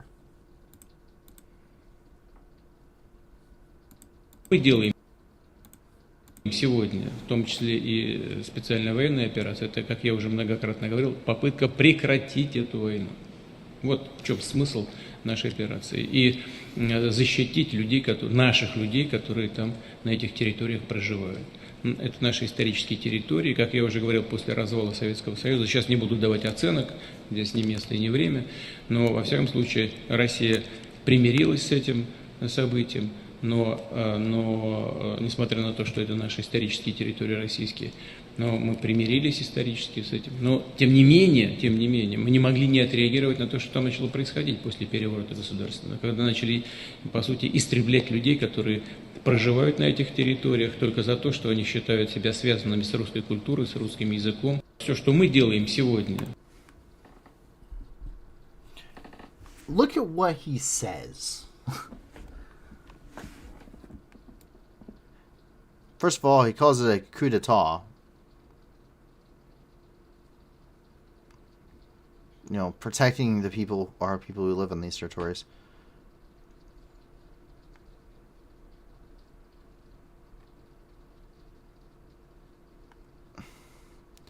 Despite the fact these are our historical territories, Russian territories, is what he says. Once again, going back to that motivation I was talking about as to why this could be considered genocide against Ukrainians. We accepted it all historically, but nevertheless, we couldn't help reacting. We start to what was starting to happen after the coup d'etat, when they started exterminating people who live on the territories, only because they consider themselves connected to the Russian culture or the Russian language. Все, что мы делаем. Which is not true. If you look at what was happening during the war that happened in the Donbass, which was supported by the Wagner Group, founded in, you guessed it, 2014, and also supported by Russian military forces. We do know that happened. Plus the invasion of Crimea, not using professional or not using military insignia, which is also a war crime, in case you didn't know that. So that all happened in 2014. You see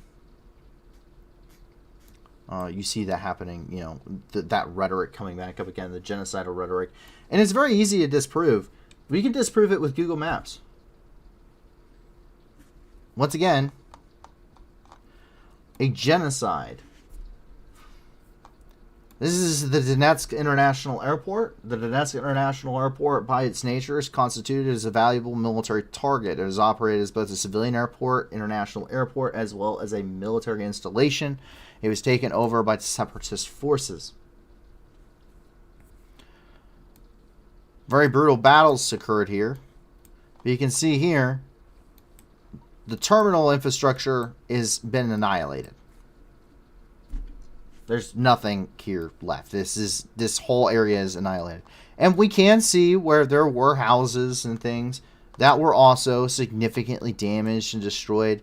But you can see that directly outside of this territory, you can see directly outside of this, we can see where the shelling becomes very much less and less imminent. We don't see that level of shelling, despite artillery systems being well within range of the city of Donetsk for 9 years.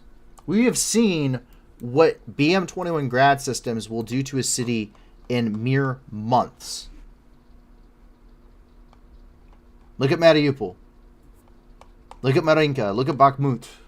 We can see what sustained artillery bombardment can do in just months. If it was a genocide of a people, why wouldn't you shell the city of Donetsk over 9 years of active combat? Why wouldn't it have been shelled continually? Why would there not be these neighborhoods right next to the airport? Why wouldn't they have just been wiped off the face of the earth? If that was the intent. You can say the same about all of these territories. Avdiivka. We can say the same about Marinka. We can say the same about Pisky. We can say the same about Luhansk. We can say the same thing about any of the territories that were under separatist control. Russian-backed separatist control. But yet, we don't. We don't see that.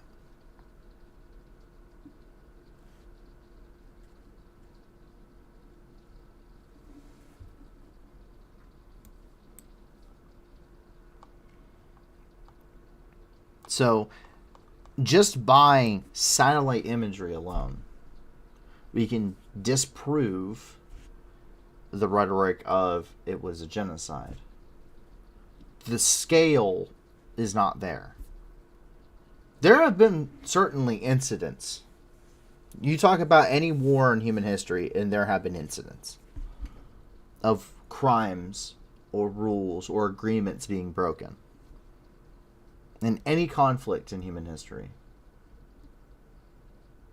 The Allies in World War II certainly had their dark moments. The Soviets had more than one of theirs. The Ukrainians have had theirs in this war and in the past 9 years. That goes for any nation to have ever existed. For any war and conflict to have ever been fought. There's always dark times. There's always been times where individuals did terrible things. Iraq, Blackwater Private Military Corporation. Definitely think they were thrown under the rug because they were expendable. They were private military contractors, but they definitely did things that were definitely not within the rules of engagement for American forces even at the time.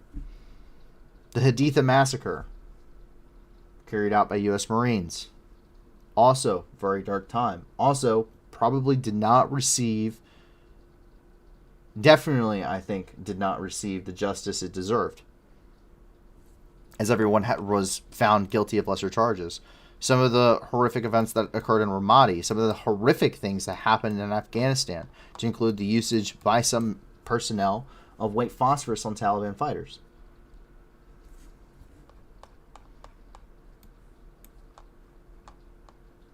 But those isolated incidents do not constitute a genocide. They constitute individuals who have committed war crimes, but there is nothing systematic about it.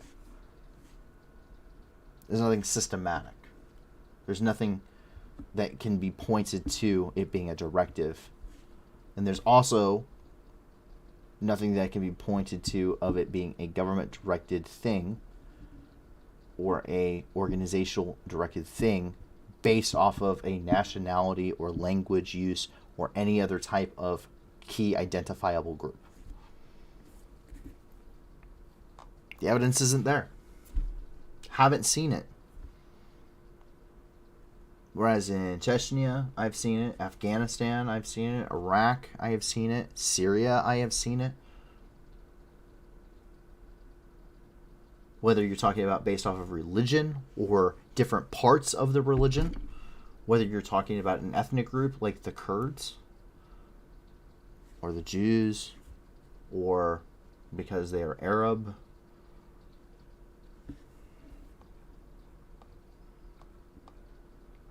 So the rhetoric just isn't there. The evidence isn't there. The rhetoric is, I should say. But the evidence is not. Lavrov currently has The Hague on his mind. I would read it, but I think it's just better to see it for yourselves. Она когда-то, эта война закончится, мы все равно отстоим свою правду. Но как дальше жить, я пока не представляю себе. Все будет зависеть от того, какие выводы сделает Европа. Она когда-то... One day this war will be over. We will defend our truth anyway. But how to go on living, I can't yet imagine.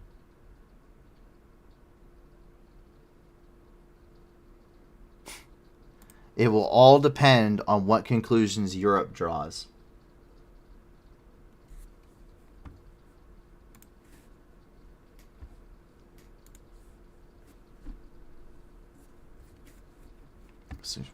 There are doubts, certainly. A statue of a Ukrainian poet has become a place of protest. Since the horrific strike in Dnipro, strangers have begun leaving flowers at the feet of a famous Ukrainian poet, Lesia Ukrainka, in Moscow as a sign of protest against the Putin regime. This sign of compassion was not taken well by the police. At least 4 people were detained near the monument. One woman who was there with her dog was arrested and taken to the police station. Her dog was just left on the street without any supervision. The flowers have been cleared, and there is now a 24-hour police surveillance van beside it.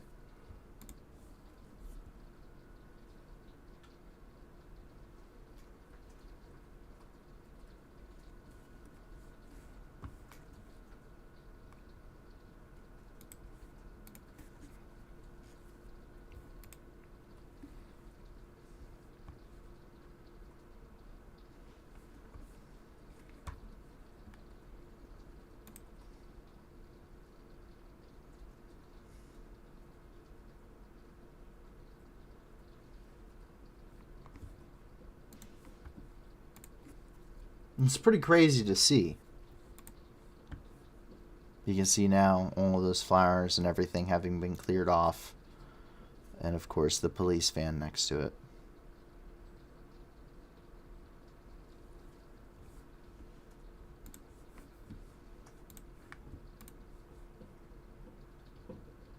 And we see 2023 calendars having been spotted in, of course, Moscow, after, of course, the change of the new year. And what does it feature? Russia's newest submarine, the Moskva.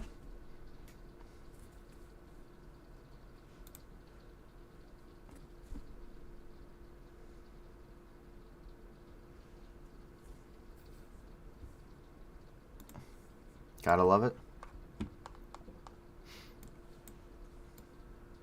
Something interesting happening coming out of Dagestan here. A Persian leopard was caught on camera. For the second time in recent years, a Persian leopard, or a Panthera pardus ciscaucasica, has been captured on camera traps installed at the Kazakhsky Nature Park. This time, the shooting captured the animal during daylight hours.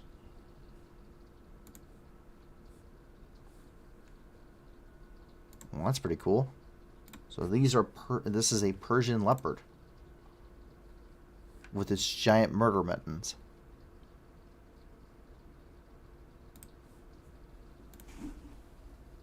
No. Riley says, I want to pet it. No. No. No. Not happening. But pretty cool. I like big cats, but not enough to pet them. The Netherlands the Dutch are providing some more help. The Netherlands will send Patriot missile defense system to Ukraine. The Dutch Prime Minister says in total, Ukraine will receive 3 Patriot systems, significantly strengthening their air defenses. Meanwhile, in Paris, France shows its support for Iranian protesters. Quote, 4 months after the assassination of Mahsa Amini, Paris is showing an unwavering support for Iranians fighting for their rights and freedom. Let the execution stops and the will of the Iranian people prevail. That's coming from Mayor Anne Hidalgo, who wrote that on Twitter.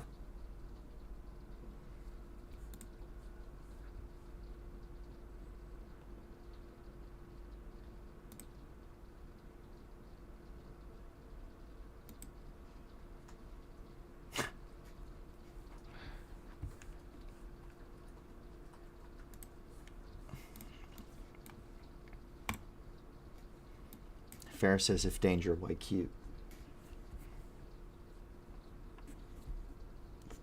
To make you easy prey. That's why. U.S. aid coming out of Davos, Switzerland, which is where Elena Zelenska was speaking today. U.S. aid announced $125 million USD in urgent energy support for Ukraine. So they announced that at the World Economic Forum, and the U.S. government intends to work with Congress to provide an additional $125 million USD to support Ukraine's energy and utility infrastructure.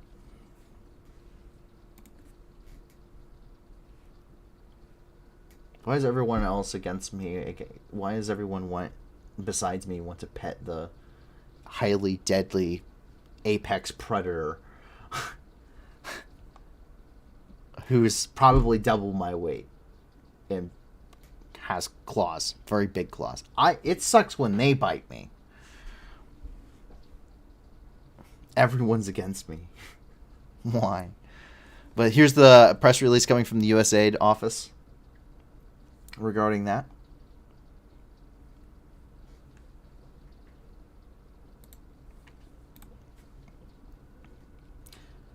All right, we got some questions coming in here. So we see from Bookham40, who asked, how does Germany's reluctance to send tanks help their worldwide profile? Doesn't make sense. Exactly. That is the question. That's the everyone continues to scratch their head. And you do have to give, I'm not saying a lot, I'm saying a very little bit of leeway to Germany. Germany has been pacifistic. They've been very much a pacifist country since they were annihilated after 2 world wars, and also caused the incident which created the word genocide. They, much like Japan, haven't really been feeling the whole let's build an army thing. In fact, they have yet to reach their actual NATO expenditure promise of 2% GDP. They continually repromise it whenever an incident comes up, but never have hit it. And Germany initially said that they did not want to provide any weapons to Ukraine. They were going to send helmets and body armor and first aid kits, which was important. Don't get me wrong. Like, that stuff's very important. But Germany has one of the best military industrial complexes, is considered a powerhouse in Europe when it comes militarily, or supposed to be. It's supposed to be one of the leading countries in Europe. And it definitely has changed. Now, they have swapped. They have definitely changed. It's definitely a big turnaround from being a very pacifist, war country, very minimal involvement in any conflicts in the world since World War II, if at all possible, have not really done anything militarily because of their history that they're very divided on, and they understand they still have some issues with some of those ideologies still in their country to an extent, even in politics. But, initially they said that they didn't want to send tanks because they didn't want to escalate it. And the reason why they didn't want to escalate is German tanks, once again, fighting the Russians. Very World War II-esque picture. But they're also not allowing the re-export of tanks. So Poland, other countries, there's a whole coalition that have said we're going to send tanks. And then London announces we're going to send 14 Challenger 2 tanks, which do not require re-export licenses because they're a domestic British product. So they can be just immediately sent to Ukraine as long as the logistics are done to send them. There's nothing that any country can do to stop them from exporting it. Unlike Germany, which is holding up Poland and Finland and other countries in the world. So Germany then has gone and said, well, we're waiting on the Americans. What do you mean you're waiting on the... We just sent 50 Bradley infantry fighting vehicle. We've spent like 3 times as much as Europe combined on all of their aid, just on security measures. And so reportedly there was a phone call. The original Minister of Defense of Germany resigned on Monday. So there's a new guy in the House now. And there was a phone call between Olaf Scholz and President Biden, which I'm sure that was one of the things of, shut the hell up. I am telling you to send tanks to, you can send tanks to Ukraine. And I'm sure that we're probably seeing I'm sure we will probably see, a lot of, I'm sure we'll probably end up seeing, I'm going to guess and say some Abrams here soon. Because that's just how that is kind of shaping up the way that we're looking at things and the kind of aid that's being put together. Main battle tanks at this point, after you have so many other countries that are pledging modern main battle tanks, the Abrams really probably puts it into perspective. And there's also, and it makes sense as being something able to be provided. The United States Marine Corps completely removed their tanks. There are no tanks in the Marine Corps anymore. There is no tanks. So there is an excess amount of tanks, the tanks that the Army wasn't initially intending to get. The Army is changing the way that they are forming themselves. They are going back from a brigade size ideology to a division size ideology, and they are reshaping how their divisions are constructed and their purposes. But there are additional tanks that weren't originally intended within that Army ideology, and we can see that, possibly opening up. We have a lot of extra Abrams laying around. Why don't we send them to Ukraine? It wouldn't necessarily cost us anything other than the shipping, and it really doesn't overall deplete our force structure. We also see strikers being talked about. We've seen all sorts of stuff being talked about. And the strikers are being phased out right now anyway, as are the Bradleys to an extent. So it makes sense. They're still very modern, very capable vehicles. All of them, they're getting the M2A2 models for the Bradleys. So very modernized upgrades, all of that fun stuff with the sensor suite. So we will see how well. There's supposedly going to be a very large aid package coming. We just haven't heard the announcement yet. So, but it doesn't help their image. Germany is quickly losing the image battle. All other countries are really looking at Germany going, well, what is wrong with you? I've noticed when you're looking at individuals and what's being said from multiple perspectives, whether you're talking about Slovakia, you're talking about Poland, you're talking about Finland, you're talking about France and the United Kingdom pledging vehicles and pledging these things. Estonia, Latvia, Lithuania, these countries have gone way above and beyond what they even should to provide aid. They have gutted their militaries to provide aid to Ukraine extensively. Poland is doing the same thing. Poland doesn't have enough tanks. They still have Soviet tanks in their doctrinal use because they haven't gotten replacements. That's part of the Abrams deal that they are worked out, was to buy Abrams. This is something that's been ongoing long before the war, but Poland, has been operating the Leopard 2s and T-72 modernized variants of their own domestically. So the fact that they're willing to give up their most modern tanks that they are fielding right now says a lot. It says a lot about where Poland's mindset is. And I was reading something today about it, and it looks like Poland is actually the up-and-coming, soon-to-be superpower of Europe, because it looks like they're overtaking Germany in a lot of ways. They're definitely Poland is putting itself out there as a very strong country, a much stronger country than was initially thought of it, I think, in a lot of contexts. So we'll hopefully see a very strong Poland, and I think Germany is quickly being kind of put in its place, but it's not going down without a fight. What's the fallout if a country says no to Germany, saying they can't export Leopards? Probably never buying any German-made arms ever again. That's usually how that works out. It's technically illegal, not that you can really do anything on the legal side of it, but Germany will probably never... It will greatly affect their willingness to conduct arms exports, but it could also greatly affect other countries' willingness to do arms exports with them, knowing that there's a possibility, given a certain set of circumstances, that their agreements may be broken for political favor.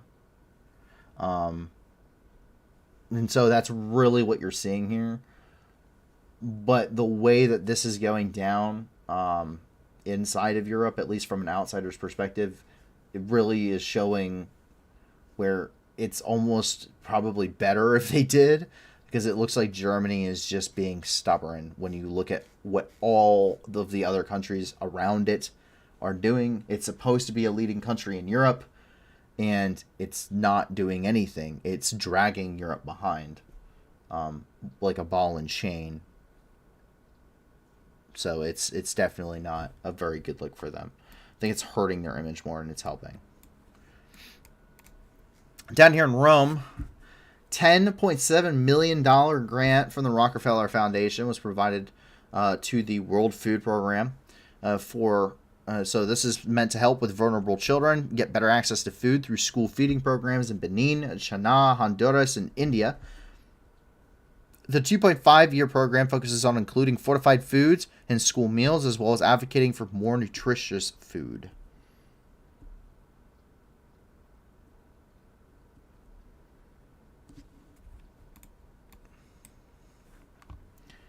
Tim Up says Swiss arms contracts have dropped 95% due to this red tape. Yep, I can imagine it. Which really sucks for Switzerland, because they produce some of the nice, like, AT-4 rockets and stuff. But that's fine. So we can come down here to Serbia, which has illustrated a very interesting point, and it's a very good read. I highly recommend going and checking out this Rolling Stones article. So Rolling Stones did an investigative report, and they have identified who this man is in the Bosnian War during 1992, during the ethnic cleansing and genocides in Bosnia and Herzegovina and Serbia, during the breakup of Yugoslavia. They have identified him, and it has turned out that it is a prominent Serbian trance DJ.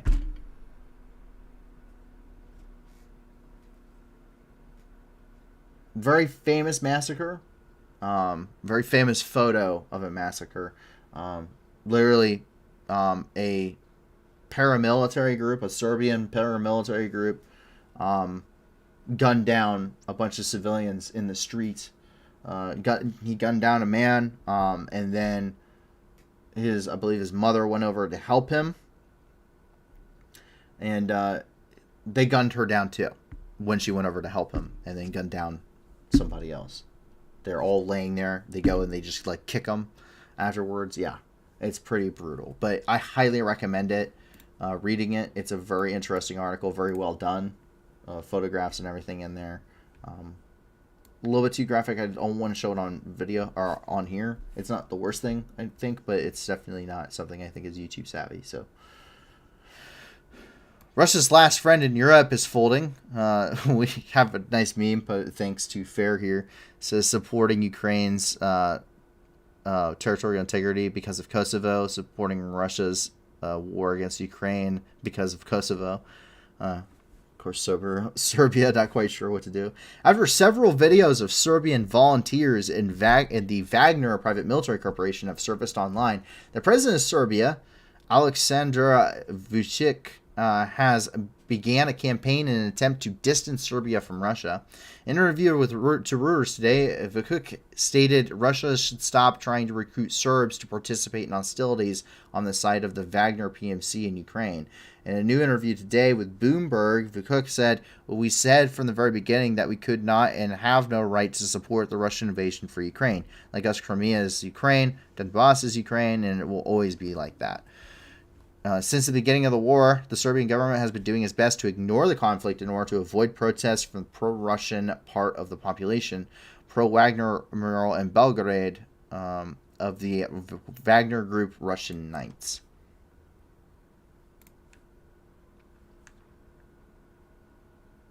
Very pro-Russian in Serbia.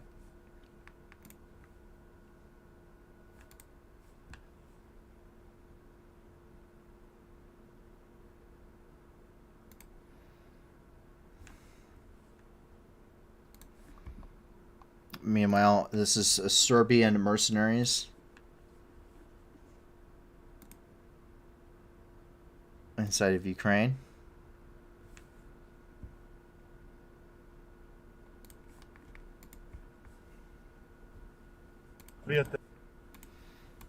Мы приехали поддержать русских братьев, так как мы хорошо помним события, которые были в Югославии в 90-е годы. Мы помним ту несправедливость, которую НАТО проявил в отношении к Сербии и ситуацию в Косово. Поэтому мы приехали поддержать русский народ в их справедливой борьбе. На Украине тоже наши братья-славяне, но, к сожалению, они оккупированы и фактически являются оружием в руках Запада против России. Сербский народ в курсе происходящих событий в зоне СВО, и большинство граждан Сербии следят за происходящим и смотрят на этот конфликт как на свой собственный. There you go. Don't worry. Once again, as we can see, war crimes are not forgotten. Bulgaria has turned out to be a very secret ally for Ukraine, and the cat has now been released out of the bag. Turns out Bulgaria has been secretly supplying ammunition and fuel to Ukraine since the very first months of the war. The aid was kept secret because of pro-Russian politicians in the Bulgarian government. The United States and Britain paid for the transportation, cargo flights that went through Poland, and it's noted that at some points in the war, Bulgaria covered a third of the needs of Ukrainian troops. So that is the reality. It came out from Politico, the former prime minister and the former finance minister. Very, very strong pro-Putin, pro-Russian groups inside, political factions inside of Bulgaria. And what they did is the Bulgarian government, they went to Bulgaria, said, hey, like, we need help, like, can you do anything? And they said, we will do whatever we can, but we can't do it officially. So what they did is other countries, a lot of other countries in Europe bought a lot of ammunition from a lot of Bulgarian stockpiles very shortly afterwards. And then a lot of diesel fuel from Bulgaria all of a sudden. And then, but it was other countries in Europe that were buying it from Bulgaria. It wasn't Bulgarian government, giving it away. No, it wasn't sanctioned. It was legal purchases between private corporations that happened to also have access to the reserves of the Bulgarian government and be the main Bulgarian government suppliers of ammunition, fuel, the main things. And so this went through a back channel of private companies to private companies to private companies to private companies. So that way it couldn't be directly, there was no official support from the Bulgarian government. But at a time, the Bulgarian government was covering 40% of Ukraine's need for diesel fuel to run their vehicles. They were covering over 30% of the ammunition needs of the Ukrainian government at the very beginning of the war, specifically of Soviet ammunition for AK-74s and AK-47s and the Dishkas and the rounds for 152 millimeter artillery, BM-21 Grad rockets. Bulgaria was unofficially, with no official statements, covering upwards of over 30% of the ammunition needs of the Ukrainian government and over 40% of their fuel. And nobody said a thing. They did it completely through back channels because the opposition in Bulgaria officially is so strong.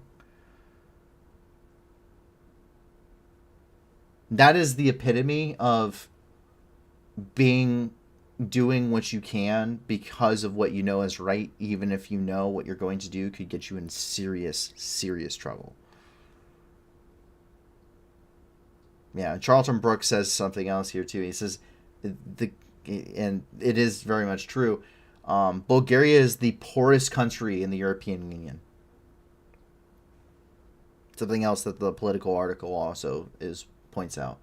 Bulgaria is not the richest country. It is the poorest country in the European Union. So what's the excuse for Germany not sending tanks? Bulgaria covered 40% of the field needs of Ukraine, and they didn't even officially pledge support.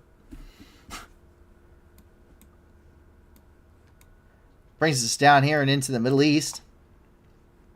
We have a couple of developments. First developments coming out of Idlib, whereas the Islamic State ended up attacking Syrian forces, which it backfired. Government forces killed 10 militants in the province of Idlib, taking advantage of poor visibility due to dense fog. Members of the illegal armed forces formations attacked several fortifications of the Syrian National Army in the settlement of Marat Mohas and Al-Barish. The Syrian military engaged in a firefight with the militants and fought back. Some attackers managed to escape, but according to some, jihadists from Ansar al-Tawhid group participated in the attack.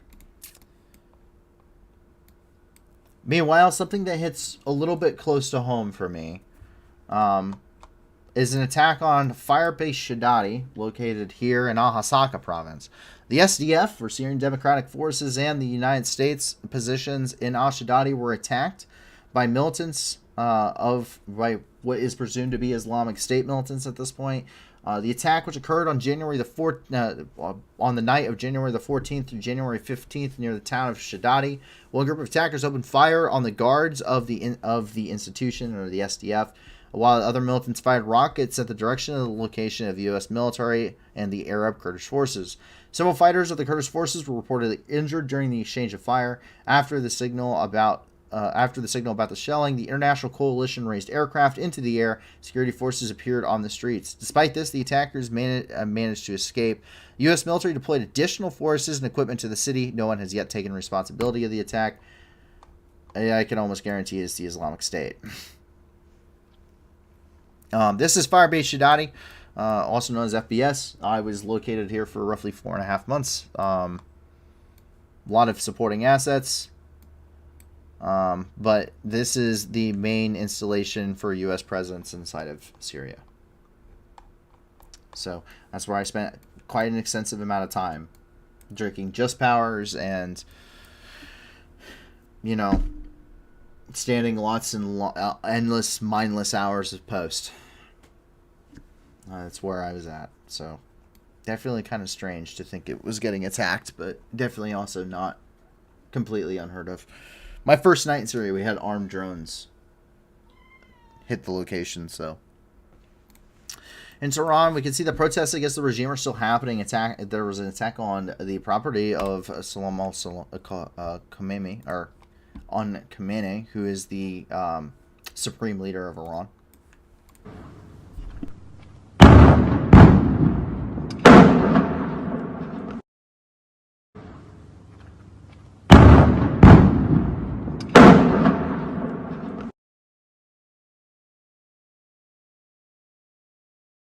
Pretty crazy.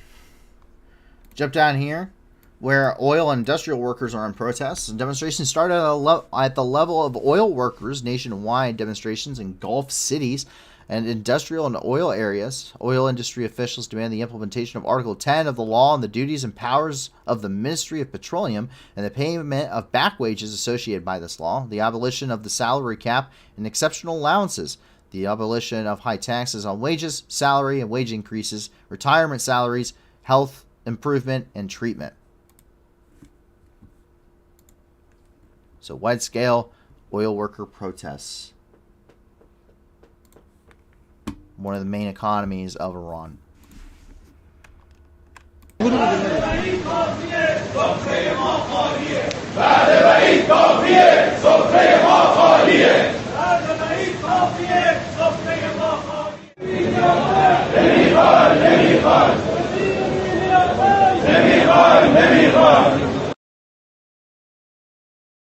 you want change to happen, hit them when it hurts, the wallet. Coming out of Jalalabad, there's more rules against the people of Afghanistan coming from the Taliban regime. And Nangarhar Education Authority has issued a warning that male employees should grow beards according to Islamic practices, that female employees should pay attention to the sensitivity of the hijab, and that prayers should be performed in congregation. Coming from the Taliban authorities.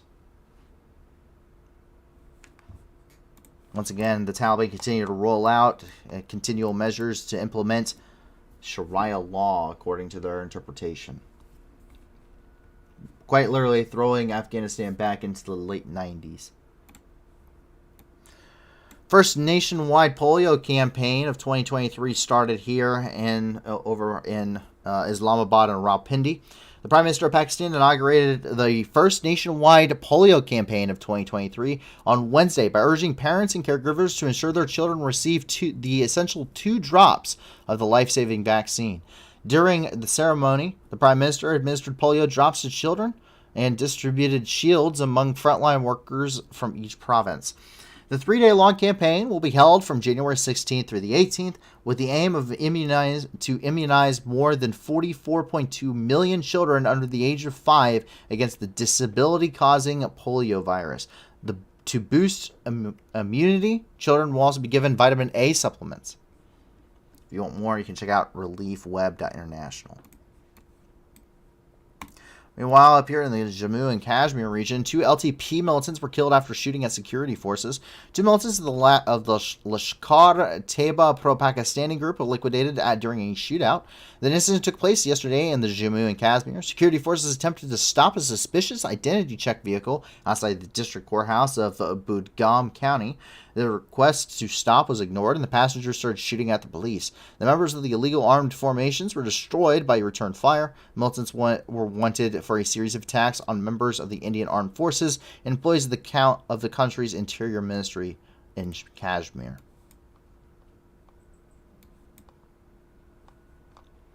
Jumping down here and into New Zealand, Prime Minister of New Zealand, Jacinda Ardern, is going to be resigning. Jacinda Ardern says she will not be seeking re-election this year, and her last day as Prime Minister is the 7th of February. Quote, "I no longer have enough in the tank." It's reported by BBC's Breaking News here.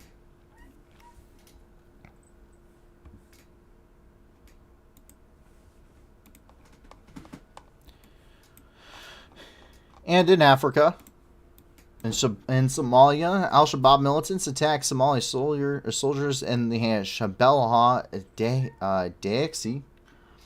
Dozens of soldiers in the country's armed forces were killed in an attack by al-Qaeda-linked al-Shabaab militants in the province of Middle Shabelle. The jihadists reportedly attacked the location of the government troops 60 kilometers from the city of Mogadishu, which is the capital. The attack began with the self-explosion of a suicide bomber in a car filled with explosives. After that, the attackers started to shoot out with the military. And according to the group's statement, 60 security officials were killed during the attack, and the weapons and equipment fell into the hands of the militants. So we're continually seeing more al-Shabaab activity in Somalia, still picking up, and is a continuation from last year. And jumping here across the Atlantic, we end up in Canada, of all places, where some of the nicest and most sorry people are at. And Tim Hortons and poutine, which I heard is really good. I've never had it. But Canada decided to donate 200 more armored Senator MRAPs to Ukraine, labeling them as armored personnel carriers. The package was worth approximately 90 million Canadian dollars. 8 were already donated and actively being used by the Kraken Special Operations Unit there in Ukraine. This was announced during the visit of the Minister of Defense.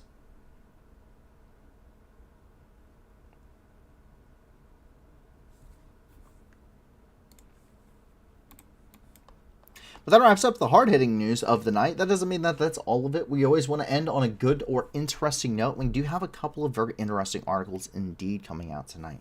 Our first one is coming out here from Maryland, where Phase 2 trial was found for the Bacillus subtilis marked reduced S. aureus colonization.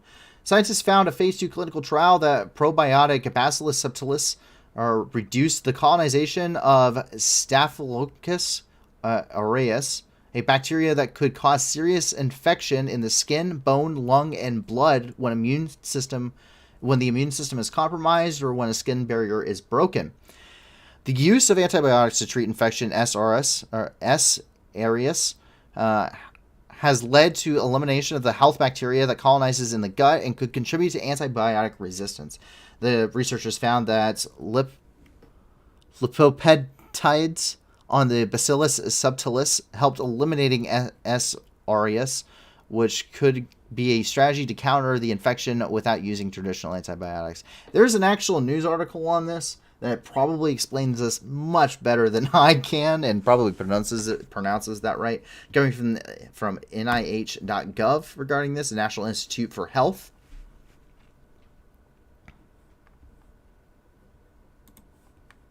As well as the Lancet.com.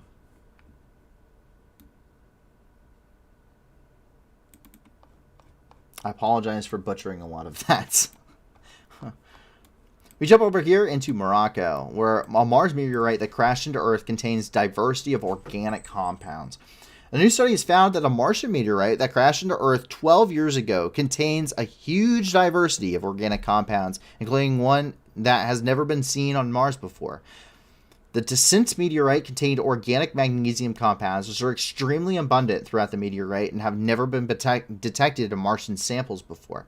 The team believes that these compounds were formed in the high-pressure, high-temperature conditions of Mars' ancient mantle, meaning they are non-biological, meaning they're not signs of life, and could reveal clues about how the red planet's deep interior was actually shaped, which is somewhat of a mystery to researchers now. One thing that we do know is that Mars' interior is extremely cold compared to Earth's. It's not nearly as active inside of the interior, in the mantle and in the core. It's much more cold. But there's a scientific article on this from science.org, or of course you can always jump over to our friends over there at Live Science and go and check them out as well, who also have an article on this. And for all of those that may be interested in some very big historical things happening here in Europe, what you can check out is actually up here in Norway. So up here in Norway, archaeologists have unearthed the world's oldest runestone. Those cool Viking and Norse runes. Yeah, they found the oldest one they have found yet to date.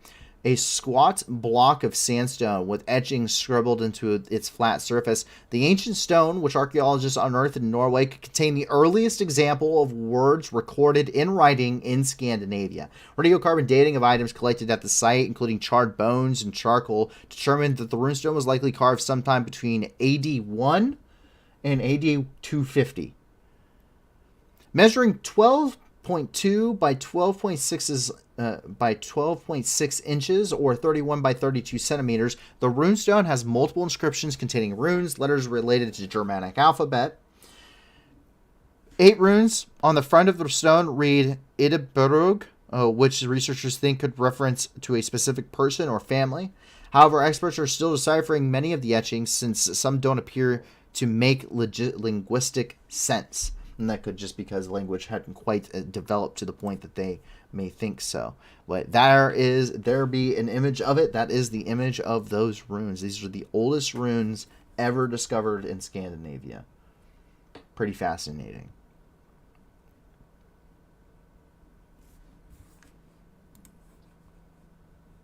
And if you want more on that, KMH does or KHM does have an article on that, as well as Live Science, of course. So please be sure to go and check those out if you have more interest. So you can get the actual full details on those, as there's a lot more that I can cover here inside of this stream. So quite a lot of cool things, quite some interesting stuff ongoing there. And a lot of stuff happening throughout the world. Not usually a lot of good things, as we can see with the protests in Iran. We can see obviously a lot of a lot of terrorist activity, insurgent activity throughout the world, and a lot of things that are happening obviously in the country of Ukraine. It says looks similar to Celtic. So interesting that you bring that up. Ireland and the United Kingdom are not the Celtic homelands. The Celtic homelands actually lie in what is pretty much present-day Germany. Germany, France, Belgium, and the Romans actually pushed them all the way into the islands, essentially. So there is actually a divergence point between Celtic and Germanic. Both tribes existed simultaneously, but both tribes actually existed in similar areas, except that the Celts... there were a lot of Celts who fought against the Romans, and so the Romans eventually pushed them onto the British Isles. So there are similarities between the two. It's just that there's such a long time between the divergence that they eventually at a point just become two separate entities, very distinct separate entities that really don't mix again until you look at really the Anglo-Saxon period, and you're talking about like the Great Germanic Horde, and you're talking about also that mix between Normandy French and also English. So you kind of see it flow back together, but they actually started together as well. It's very interesting to look at if you actually look at some of the history there. But once again, I always implore you to do your own research. Very interesting history. Once again, not an expert in it, but I've always found that interesting. I didn't know that for a very long time. I actually learned that relatively recently. So, anyway, obviously, like I was saying, a lot of things happening throughout the world. Usually not a lot of good things, but the good thing is that you can put a little bit of light back in this darkness by helping us be the news that goes back. So please be sure to check out the video description and check out all the wonderful organizations down there. 70% or more of the donations they all receive go directly to the programs, and there is an emphasis on that more because some of them go up clear up until like 97-98% of the donations they receive goes to the programs, go to helping people. With all of them, 30% or less go to things like those salaries, administrations costs. We want to help people primarily. We don't want to pay those big salaries and stuff. So with that, I hope that you and your family and your friends remain safe. And if not, I do hope that you find that safety and security in the very near future. I hope that you found this informative, and I hope that you'll be joining us back once again on Friday night at 10 p.m. Eastern Time, 9 p.m. Central, for another 48 hours news and review. Don't forget, if you would like to help this continue, if you want to continue to help us and be the news that gets back, then always be able, please feel free to share this amongst your friends and communities. 100% of everything that we do goes directly to our programs, or everything that we do goes to charity and helping people throughout the world. We're never monetizing or doing super chats or merchandising and stuff. We always just want to be informative. We want to do the best that we can to make sure that we're giving you the facts on what's happening out there in an unbiased way, unless we have a very clearly stated bias as we do with Ukraine, or in a way that, or as in apolitical way as well. But please continue. Thank you very much for the support you've already given us, and we hope that will continue. We want to do a lot of big things here in 2023. So thank you very much. We hope to see you again. My name is Paul from the New News, and I hope that everyone has a fantastic night, a fantastic rest of your week, and I hope to see you back here on Friday night. Bye now. Going home, Russian soldiers, going home. Бо ми всіх вас зустрічаємо з Богом. І стоять довго на ваги.